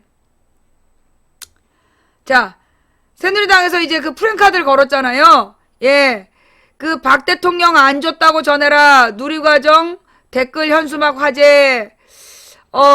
교육감님, 정부에서 보내준 누리과정 예산 어디에 쓰셨나요? 이렇게 새누리당이 올리니까 대통령님이 약속하신 누리과정 예산 안 줬다고 전해라. 정말 정의당의 이 센스. 나는 정말 정의당이랑 합당했으면 좋겠는 이유가 이거야. 너무나 선명한 홍보 능력. 정말 이 정의당 홀따닥 영입을 해가지고 해야 된다니까. 더불어민주당은 홍보가 너무 약해. 얼마나 이거 선명해요. 바로 그 밑에다가 대통령님이 약속하신 누리과정 예산 안 줬다고 전해라. 박근혜 대통령의 대선 공약이었던 누리과정 예산 문제와 관련 장외 현수막 대결이 벌어졌다. 새누리당은 26일부터 교육감님 정부에서 보내준 교육 예산 41조 누리과정에 왜 안 쓰시나요? 이 교육감님 이렇게 교육감님 정부에서 보내준 누리과정 예산 어디에 쓰셨나요? 라는 문구를 적은 현수막을 서울, 경기, 광주, 전북, 강원 등에 내걸었다. 이에 대해 정의당이 대통령님이 약속하신 누리과정 예산 안 줬다고 전해라 라고 적힌 현수막을 내걸기 시작한 것. 특히 새누리당의 현수막 바로 아래 답글처럼 부착해서 네티즌들에게 화제가 되고 있다. 네티즌들의 해당 사진을 공유하며 아 시원하다 전해라. 정의당 현수막은 사이다. 정의당 댓글 현수막 센스 있네. 현수막 정치 좋은 예. 굿잡 좋은 리플. 새누리 개구라 현수막에 맞짱 뜨는 정의당의 폐기 현수막. 저도 저거 필요하다고 생각했는데 정의당 나있습니다. 멋져요. 새누리당 현수막으로 선동하는 거 극혐이네. 현수막으로 글을 쓰고 있어. 정의당 현수막이 새누리당 바로 밑에 있고 규격이 조금 더 작아서 마치 댓글을 다는 듯한 느낌이 들어요. 적시타 날리는 거 보는 게 쏠쏠하네요. 정당 현수막으로 허위사실 유포할 경우 처벌하는 법은 아직 없는 건가요? 입법 청원하러 가야겠네요. 정의당이 밑에 현수막을 안 달았으면 그냥 믿을 사람들 있겠지? 그리고 새누리당은 이거 허위사실 아닌가요? 우와, 정의당 현수막 대응 굳이네요. 새누리당은 정말 하는 짓이 모두 거짓말과 허위선동, 거짓을 바로잡는 정의당 등의 반응을 보였다. 앞서 박근혜 대통령은 자신의 대선 공약이었던 누리과정 예산 문제와 관련 25일 청와대 수석비서관 회의에서 누리과정 예산을 놓고 무조건 정부 탓을 하는 시도교육감들의 행동은 매우 무책임하다고 교육감을 맹비난했다. 또 박 대통령은 이미 지난해 10월 교육교부금 41조를 시도교육청에 전액 지원했다며 일부 교육청들이 받을 돈은 다 받고 써야 할 돈은 쓰지 않고 있는 셈이라고 주장했다. 그러나 박 대통령이 말한 지방교육재정교부금 41조는 누리과정 예산을 위해 시도교육청에 더 준 것이 아니라 내국세 20.7%로 고정되어 있는 금액이다. 현행법에 따라 내국세 22.27%인 올해는 41조 원을 나눠서 교육청에 내려보내야 하는 것이다. 대통령과 정부 당국자들은 관련 예산 4조 원을 내려보냈다라고 주장하고 있는데 누리과정에 대한 추가 예산도 편성하지 않고 기존에 주던 교부금에서 4조 원을 떼어 배정한 것을 말하는 것이다. 28일 경향신문에 따르면 땜질식 예산 편성으로 다른 곳의 예산이 구멍나는 등 비상이 걸렸다. 누리과정 예산을 전액 편성키로 한 대전, 대구, 울산, 충남, 경북 등 5개 시도교육청 중 4곳은 학교 현장에 필요한 각종 사업비의 예산을 확보하지 못했다. 대전시 교육청은 교육환경 개선 사업 등에 쓸 857억여 원을 확보하지 못하고 충남교육청은 교수학습 활동 지원비 79억 등 모두 328억 원의 필요 예산이 삭감됐다. 어저께 우리 다뤘던 부분이죠. 지금 정부에서 자기네들이 준 41조 원은 어쨌나요? 이렇게 주장하고 있는데 실제로 41조 원은 누리과정 예산이 아니라 평상시의 중고등학교 관리 비용이다. 그러면 누리과정에 4조 원을 배정했다라는 말은 무슨 얘기냐? 평상시 중고등학교에다가 뭐 화장실 개혁하고 고치고 막 이러는 돈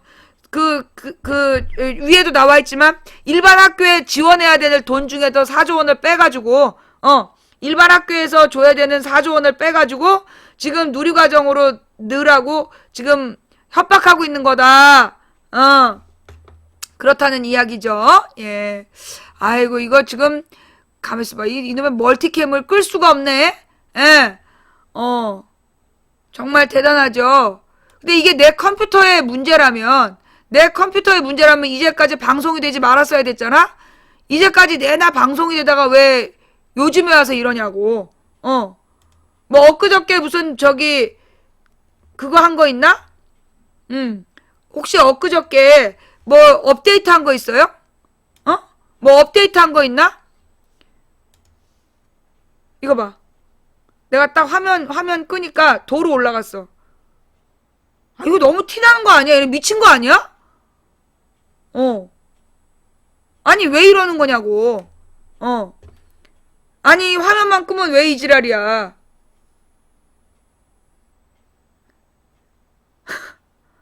예. 자, 다음 뉴스는 역사 교과서 지필, 예. 군사 기밀처럼,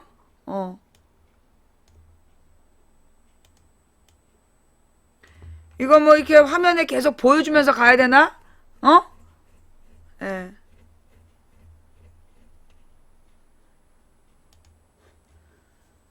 그러니까 내가 그랬잖아요. 얘네들이 내 컴퓨터 보고 있다고. 내 컴퓨터를 지네들이 들여다봐. 내 컴퓨터를 지네들이 들여다보고, 그래서 내 마우스나 이런 거 지들 멋대로 막 움직인다니까. 자, 그럼 어떻게 해야 되냐 하면, 이렇게 바꾸고, 짜잔! 이렇게 해야지. 예. 역사교과서 지필이 군사기밀이냐? 지필진, 편찬기준 즉각 공개하라. 예. 화면을 내리면 바로 올라가요. 예. 그래도 이 정도만 돼도 그래프로 보이시죠?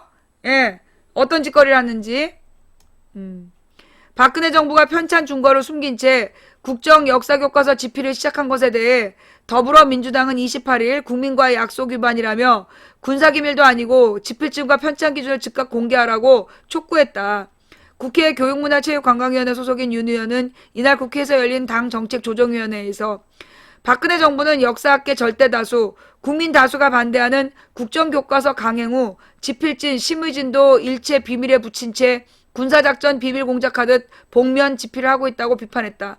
앞서 이영 교육부 차관은 27일 정부 서울청사에서 열린 브리핑에서 편찬 준거가 이미 확정돼 지필이 진행되고 있다며 지금은 지필진의 안정적 지필 환경이 필요한 상태라 비공개로 가는 것이 나을 것이라고 판단한다고 말했다. 이에 대해 윤 의원은 말도 안 되는 변명을 늘어놨다며 이런 복면 지필이 결국 졸속 제작과 어우러져 역사 조작이 될 것이라고 성토했다. 윤 의원은 박 대통령이 누리과정처럼 자기 공약을 다른 사람에게 지키라고 강요하는데 장관들 역시 약속 번복을 밥 먹듯이 따라하고 있다며 참으로 정부 거짓말 정부이고 믿을 수 없는 정부라고 비판했다. 또 윤 의원은 대한민국 수립 시점 5.16 군사정권 기술 부분이 편찬 기준의 핵심인데 비밀리에 지필하고 있다며 또 다른 거대한 거짓말로 역사를 뒤집거나 조작한다는 우려와 비판을 피할 길이 없다고 주장했다.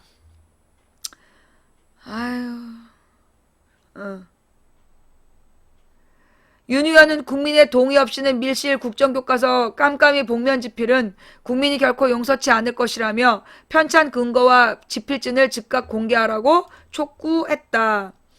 김성수 더민주 대변인은 브리핑에서 편찬 기준 공개는 국민에 대한 약속 위반이라고 편찬 기준 미공개는 국민에 대한 약속 위반이라고 비판했다. 앞서 김정배 국사편찬위원장은 지난해 11월 4일 교과용 도서편찬 심의위원회 심의 과정을 거쳐 이달 말에 확정되면 별도로 브리핑할 계획이라고 공언한 바 있다. 이준식 사회부총리 겸 교육부 장관은 지난 7일 인사청문회에서 편찬 기준이 만들어지면 수정 작업을 거쳐 발표하겠다라고 약속했었다. 이를 지적하며 김 대변인은 지필진 공개 약속도 어기더니 편찬 기준 공개 약속마저 어기겠다는 말인가라며 이러다 학생들 손에 들려질 때야 교과서를 공개하는 거 아닌지 의문스럽다고 성토했다. 김 대변인은 역사교과서 지필이 중대한 외교 사안이나 군사기밀도 아니고 정부가 떳떳하다면 감추고 숨길 이유가 없다면서 더 이상 국민을 기만하지 말고 즉각 공개하라고 촉구했다. 자, 이제 오늘 해야 될 이야기는 다 한 것 같아. 자, 마지막 하나만 더 하고 갈게요. 왜 그러니 도대체 너네?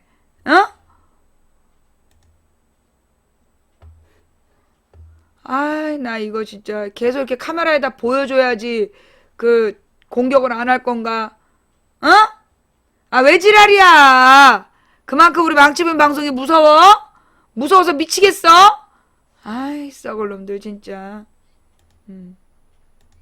얼마나 무서우면 이 지랄 하겠어. 진짜.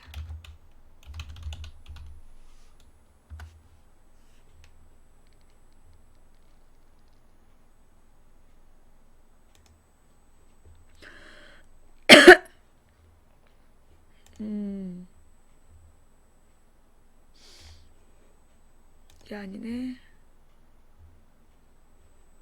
김현정이 뉴스쇼로 들어가면 다시 듣기로 가서 마지막 이야기는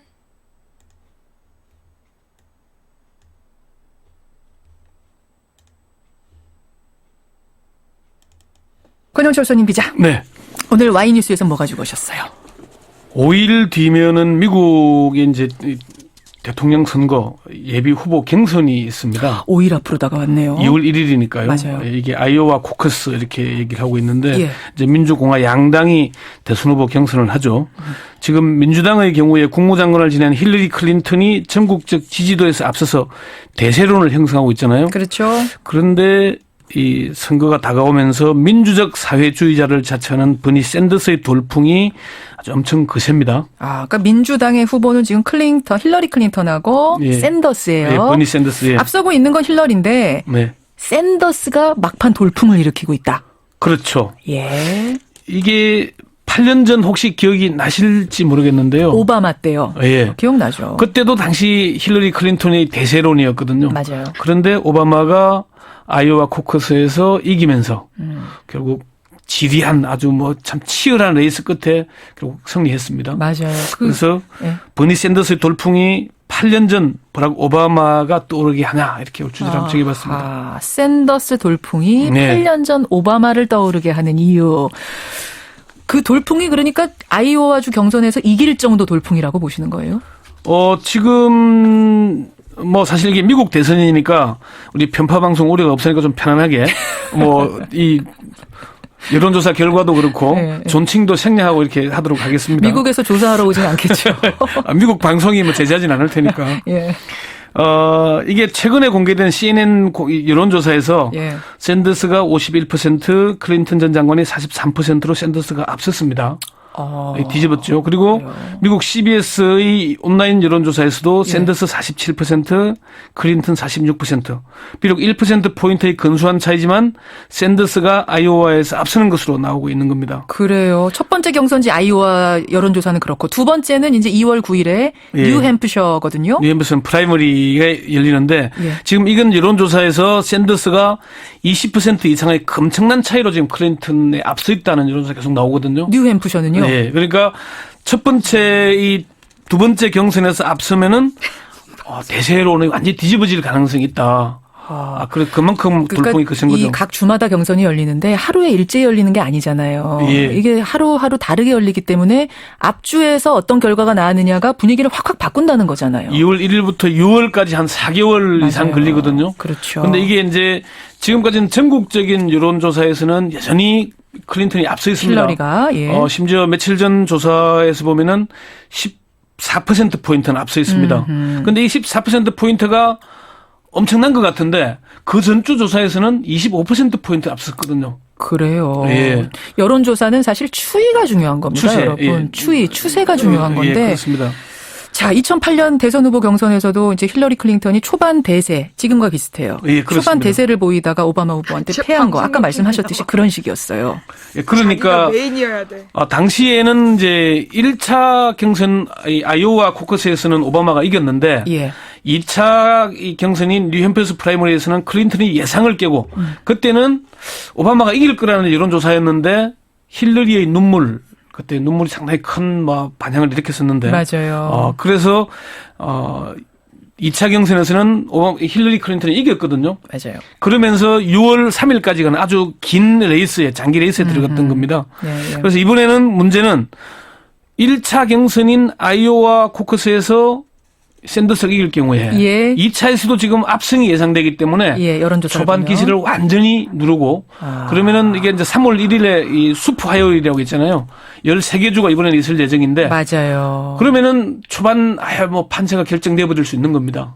야, 특히 첫 번째 열리는 이 아이오와주 경선이 이렇게 관심이 높은 이유는 뭐예요? 사실 거기 인구는 10만 명밖에 안 되잖아요. 전체 그러니까 미국 인구가 3억 1,800만 정도니까 1% 남짓 하거든요. 예. 이게 이제 전초전 아닙니까? 우리가 2002년 때 제주도가 우리 사실 인구 5천만 중에 지금 60만이 좀 넘었는데 네. 1% 남짓이니까 제주도 정도라고 생각하면 되는 규모거든요. 역시 첫 번째라서 그런 그렇죠. 겁니까? 첫 번째 번째라서? 그렇고 역사적으로도 1976년 당시에는 거의 무명이었던 지미 카터 민주당 후보였죠. 예. 이곳에서 1위를 하면서 2변을 연출했습니다. 아하, 그리고 아이오와 뭐 뉴햄프셔에서 계속 이기면서 백악관 입성하게 됐던 거죠. 그런 역사와 전통이 있고 오바마도 그랬지 않습니까? 그래서 지금 이게 아이오와 코커스에 막 전 세계의 주목을 받고 있는 겁니다. 저는 근데 갑자기 궁금한 게 네. 아이오와주 경선은 코커스라고 부르고 네. 뉴햄프셔주 경선은 프라이머리라고 부르고 이거는 왜 용어가 다른 거죠?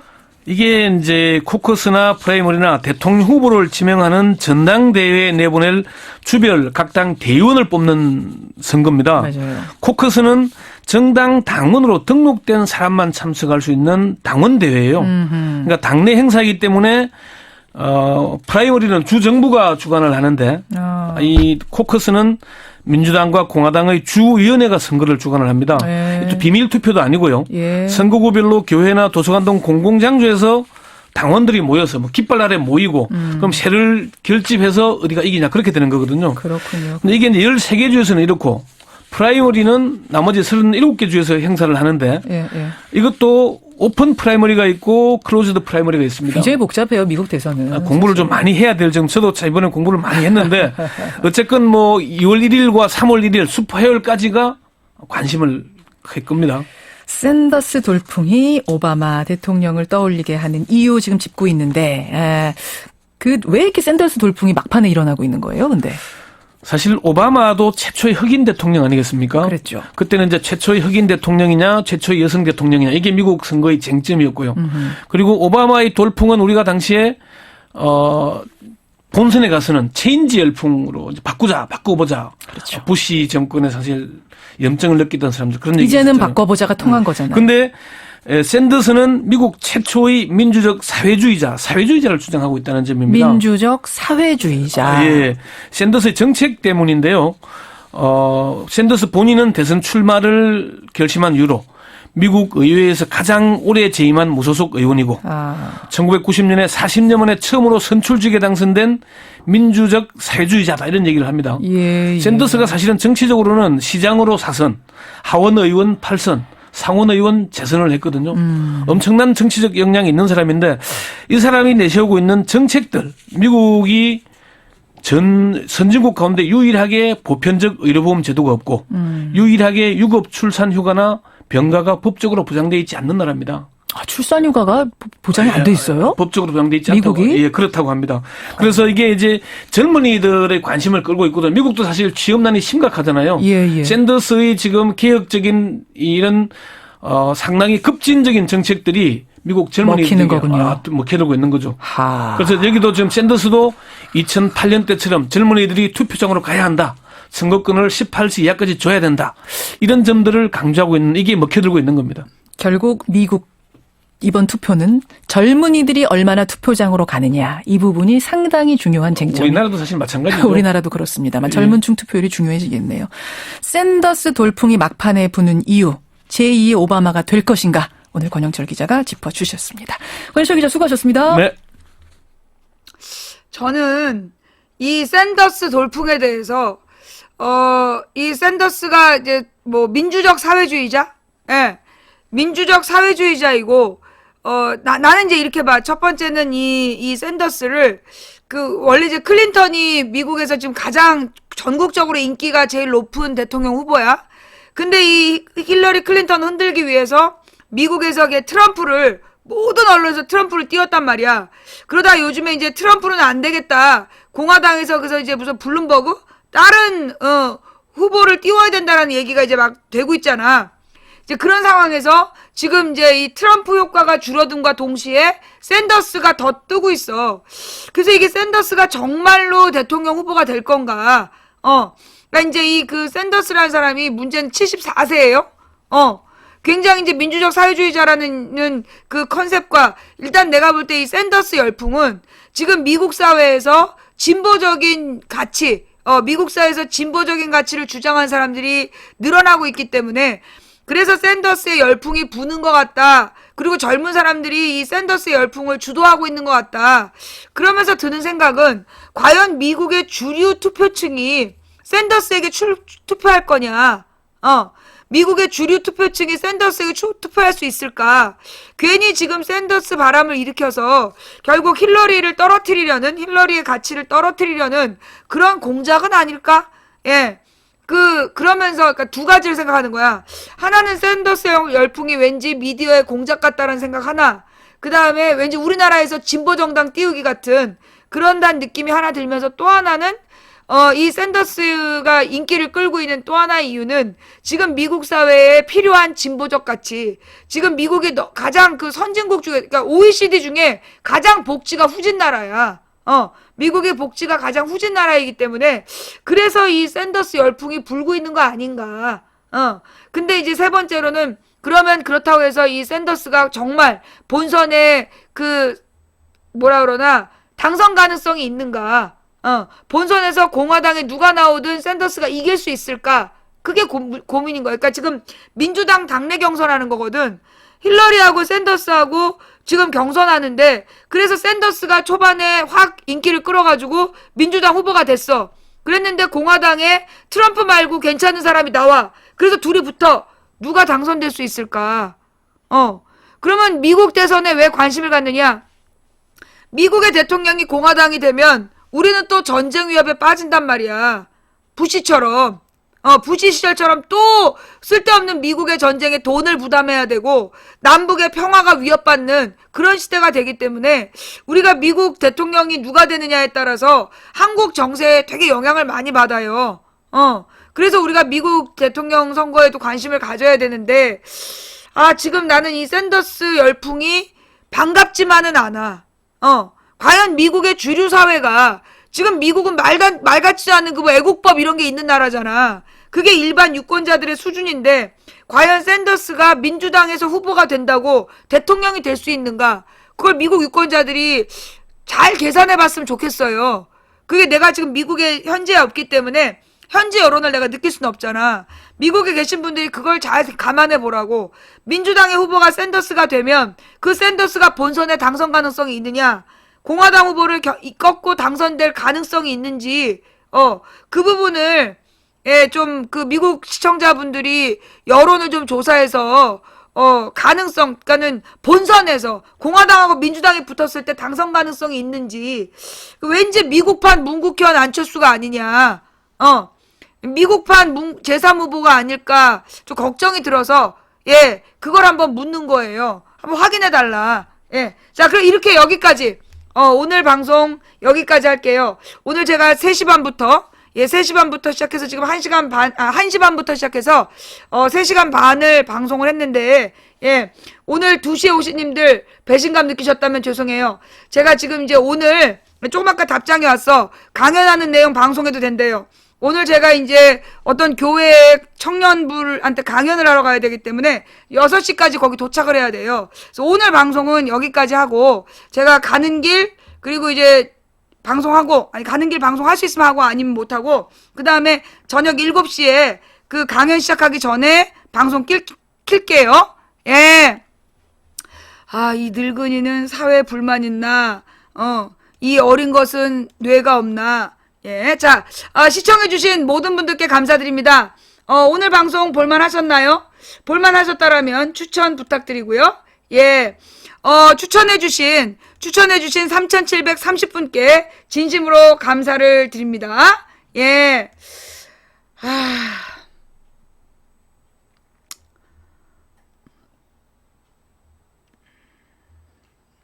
어떤 노래로 마무리를 할까?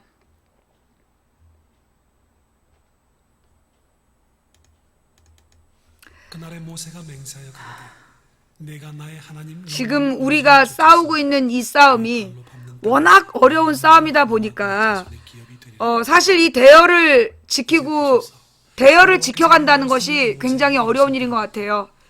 오늘 여러분 직접 그 그래프 제가 보여드렸지만 멀쩡한 방송에 이렇게 공격이 들어오고 그래서 방송이 한밤에 막 방폭이 되고 이런 일들이 벌어진단 말이에요. 거기다 막 온갖 망치 부인의 심기를 흐트러뜨리기 위해서 예, 망치 부인의 심기를 틀어뜨리기 위해서 온갖 공작들을 지금 펼치고 있고, 아, 정말 내가 왜 이런 일을 해야 되지? 막 이런 생각이 들어요. 인스타그램 깔자마자 달려와가지고 문재인을 괴롭히지 말라고 욕한 새끼. 뭐 이런 것들을 보면서 내가 도대체 왜 이 말 같지도 않은 것들한테 이런 고통을 당하면서 내 시간과 정력을 낭비해야 되는가. 그런 생각이 들다가도 하나님께서 이 싸움은 네가 싸우는 게 아니라 내가 싸우는 것이다. 네가 할 일은 대열을 이루고 서서 내가 어떻게 싸우는지 보라. 그래, 나는 이번 싸움의 목격자가 될 거다. 처음부터 끝까지 하나님이 이를 어떻게 만들어 가시는지 지켜보겠다. 여러분 어떠세요? 저는 지금까지 제가 미처 생각지 못했던 우리의 생각, 저는 이 야권이 분열하면 필패라고 생각했고 야권이 분열해서 우린 다 죽을 거라고 생각했는데 그 속에서 하나님은 희망을 보게 하셨어요. 야권 분열이라는 이 과정을 통해서 우리는 키즈를 했다. 가라지를 날려보내는 알곡만 거두는 키즈를 한 거다 라는 사실을 보게 하셨고, 그리고 우리가 그 깨달음을 얻을 즈음 녹취록 파문이 터지면서 그 우리들의 고민과 걱정을 이 해설에 가지는, 사실 예상치 못한 일들이 벌어지고 있잖아요. 물론 지금 우리는 반드시 이길 거다 이렇게 확신할 수는 없어요. 우리는 다만 이겨야만 하는 상황이죠. 이겨야만 하는 상황인데 이기기는 정말 인간적 계산으로 절대 이길 수 없는 싸움이에요.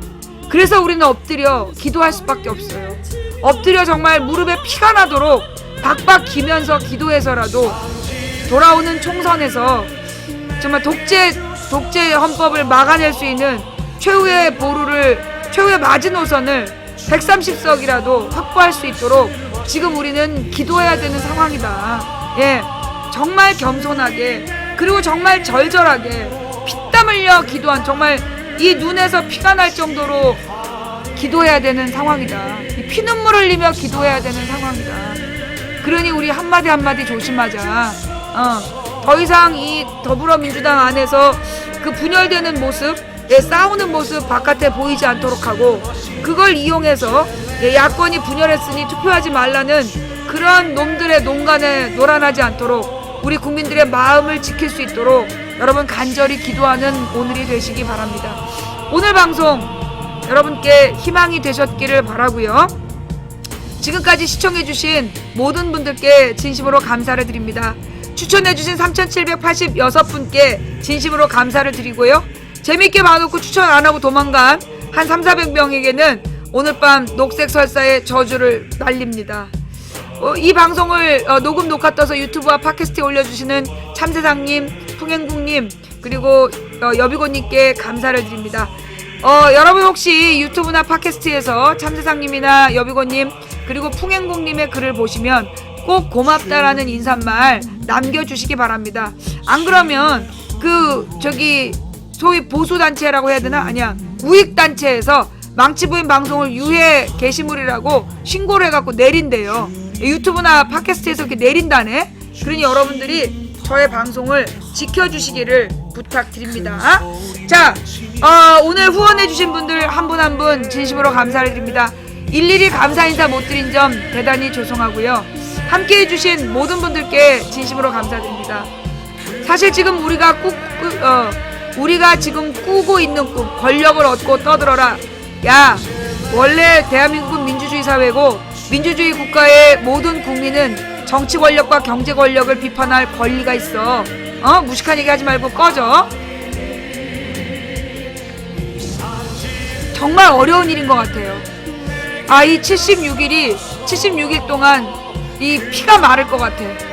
피가 마를 정도로, 저분이 왜 저러실까? 피가 마를 정도로 너무너무나 걱정이 돼요. 그런데 지금 우리가 할 일은 걱정이 아니라 기도다. 여러분은 혹시 저하고 신앙이 다르시기 때문에 다른 해법을 찾으시는지 모르겠지만 저는 너무나 걱정이 돼서 피가 바짝바짝 마르는 것 같고 심장이 타버릴 것처럼 걱정이 돼요. 근데 제가 오늘 깨달은 건 뭐냐 하면 지금 내가 할 일은 걱정이 아니라 기도다. 답이 안 보이고 길이 안 보이고 빛이 보이지 않을 때 내가 할 수 있는 유일한 일은 기도다. 그리고 순종하려고요. 하나님께서 이 대열을 흐트러뜨리지 말고 여기 이 대열을 이루고 서서 하나님께서 어떻게 싸우시는지 보라고 했으니 나는 끝까지 목격자가 되겠다. 그리고 정말 우리가 마지막에 실패해서 내가 장기수가 될 수도 있다. 망명 간다고 했지만 제가 어떻게 망명을 가겠습니까? 차라리 장기수가 되면 장기수가 되더라도 저는 망명은 안 갈 겁니다. 왜냐하면 이 나라는 내 나라이기 때문입니다. 그들이 아무리 나의 권력을 유린하고 나의 몸을 묶어둘지라도 이 땅의 주인은 나이고 이 땅의 역사를 내가 알기 때문에 목숨이 붙어있는 한 나는 이 땅의 역사와 이 땅의 주권을 지킬 것이기 때문에 저는 어디도 가지 않을 겁니다. 그리고 최선을 다해 싸울 겁니다. 그리고 정말로 졌다면 그때는 실패를 인정하고 다음 싸움을 준비할 예정입니다. 하지만 우리는 아직 지지 않았습니다. 마지막까지 최선을 다했으면 좋겠습니다. 한 사람이 꾸는 꿈은 꿈일 뿐이지만 백인이 꾸고 만인이 꾸면 현실이 된다고 했습니다. 예수님께서는 병든 자를 고쳐달라는 그 많은 사람들에게 너의 믿음대로 될지어다 라고 말씀하셨습니다. 된다고 믿든 안 된다고 믿든 당신의 믿음대로 될 겁니다. 여러분이 어떻게 믿든 저는 된다는 믿음이 강렬합니다. 그러니 저의 믿음이 이기지 않을까요? 누군가 간절히 소망하면 온 우주가 그의 소망을 위해 움직이기 시작한다고 했습니다. 우리가 가는 길은 어차피 쉽고 만만한 갈만한 길이라서 가는 게 아니라 가야 할 길이라서 가는 거니까. 인간의 가치는 그가 품고 있는 희망의 질량에 비례하니까 우리는 뚜벅뚜벅 이 길을 걸어갑시다. 기적이 필요하다면 우리 손으로 기적을 만들어 갑시다. 함께해 주신 모든 분들께 감사드리고요. 내일 방송은 제가 강남에서 그 변호사들 회의가 있어요. 예, 그 좌익교수 재판 때문에 회의를 하고 내일은 우리 진성준 의원님이 3시 반에 오기로 하셨어요. 3시인가? 진성준 의원님을 모시고 특별 방송을 할 거니까요. 초청 방송을 할 거니까 내일 2시까지 늦지 않게 오세요. 혹시 제가 일찍 오면 1시부터 방송할지도 몰라요. 자, 내일 방송 2시까지 꼭 오시기 바랍니다. 진성준 의원님을 만나러 오시는 거 잊지 말아주세요. 망치분이었습니다. 감사합니다.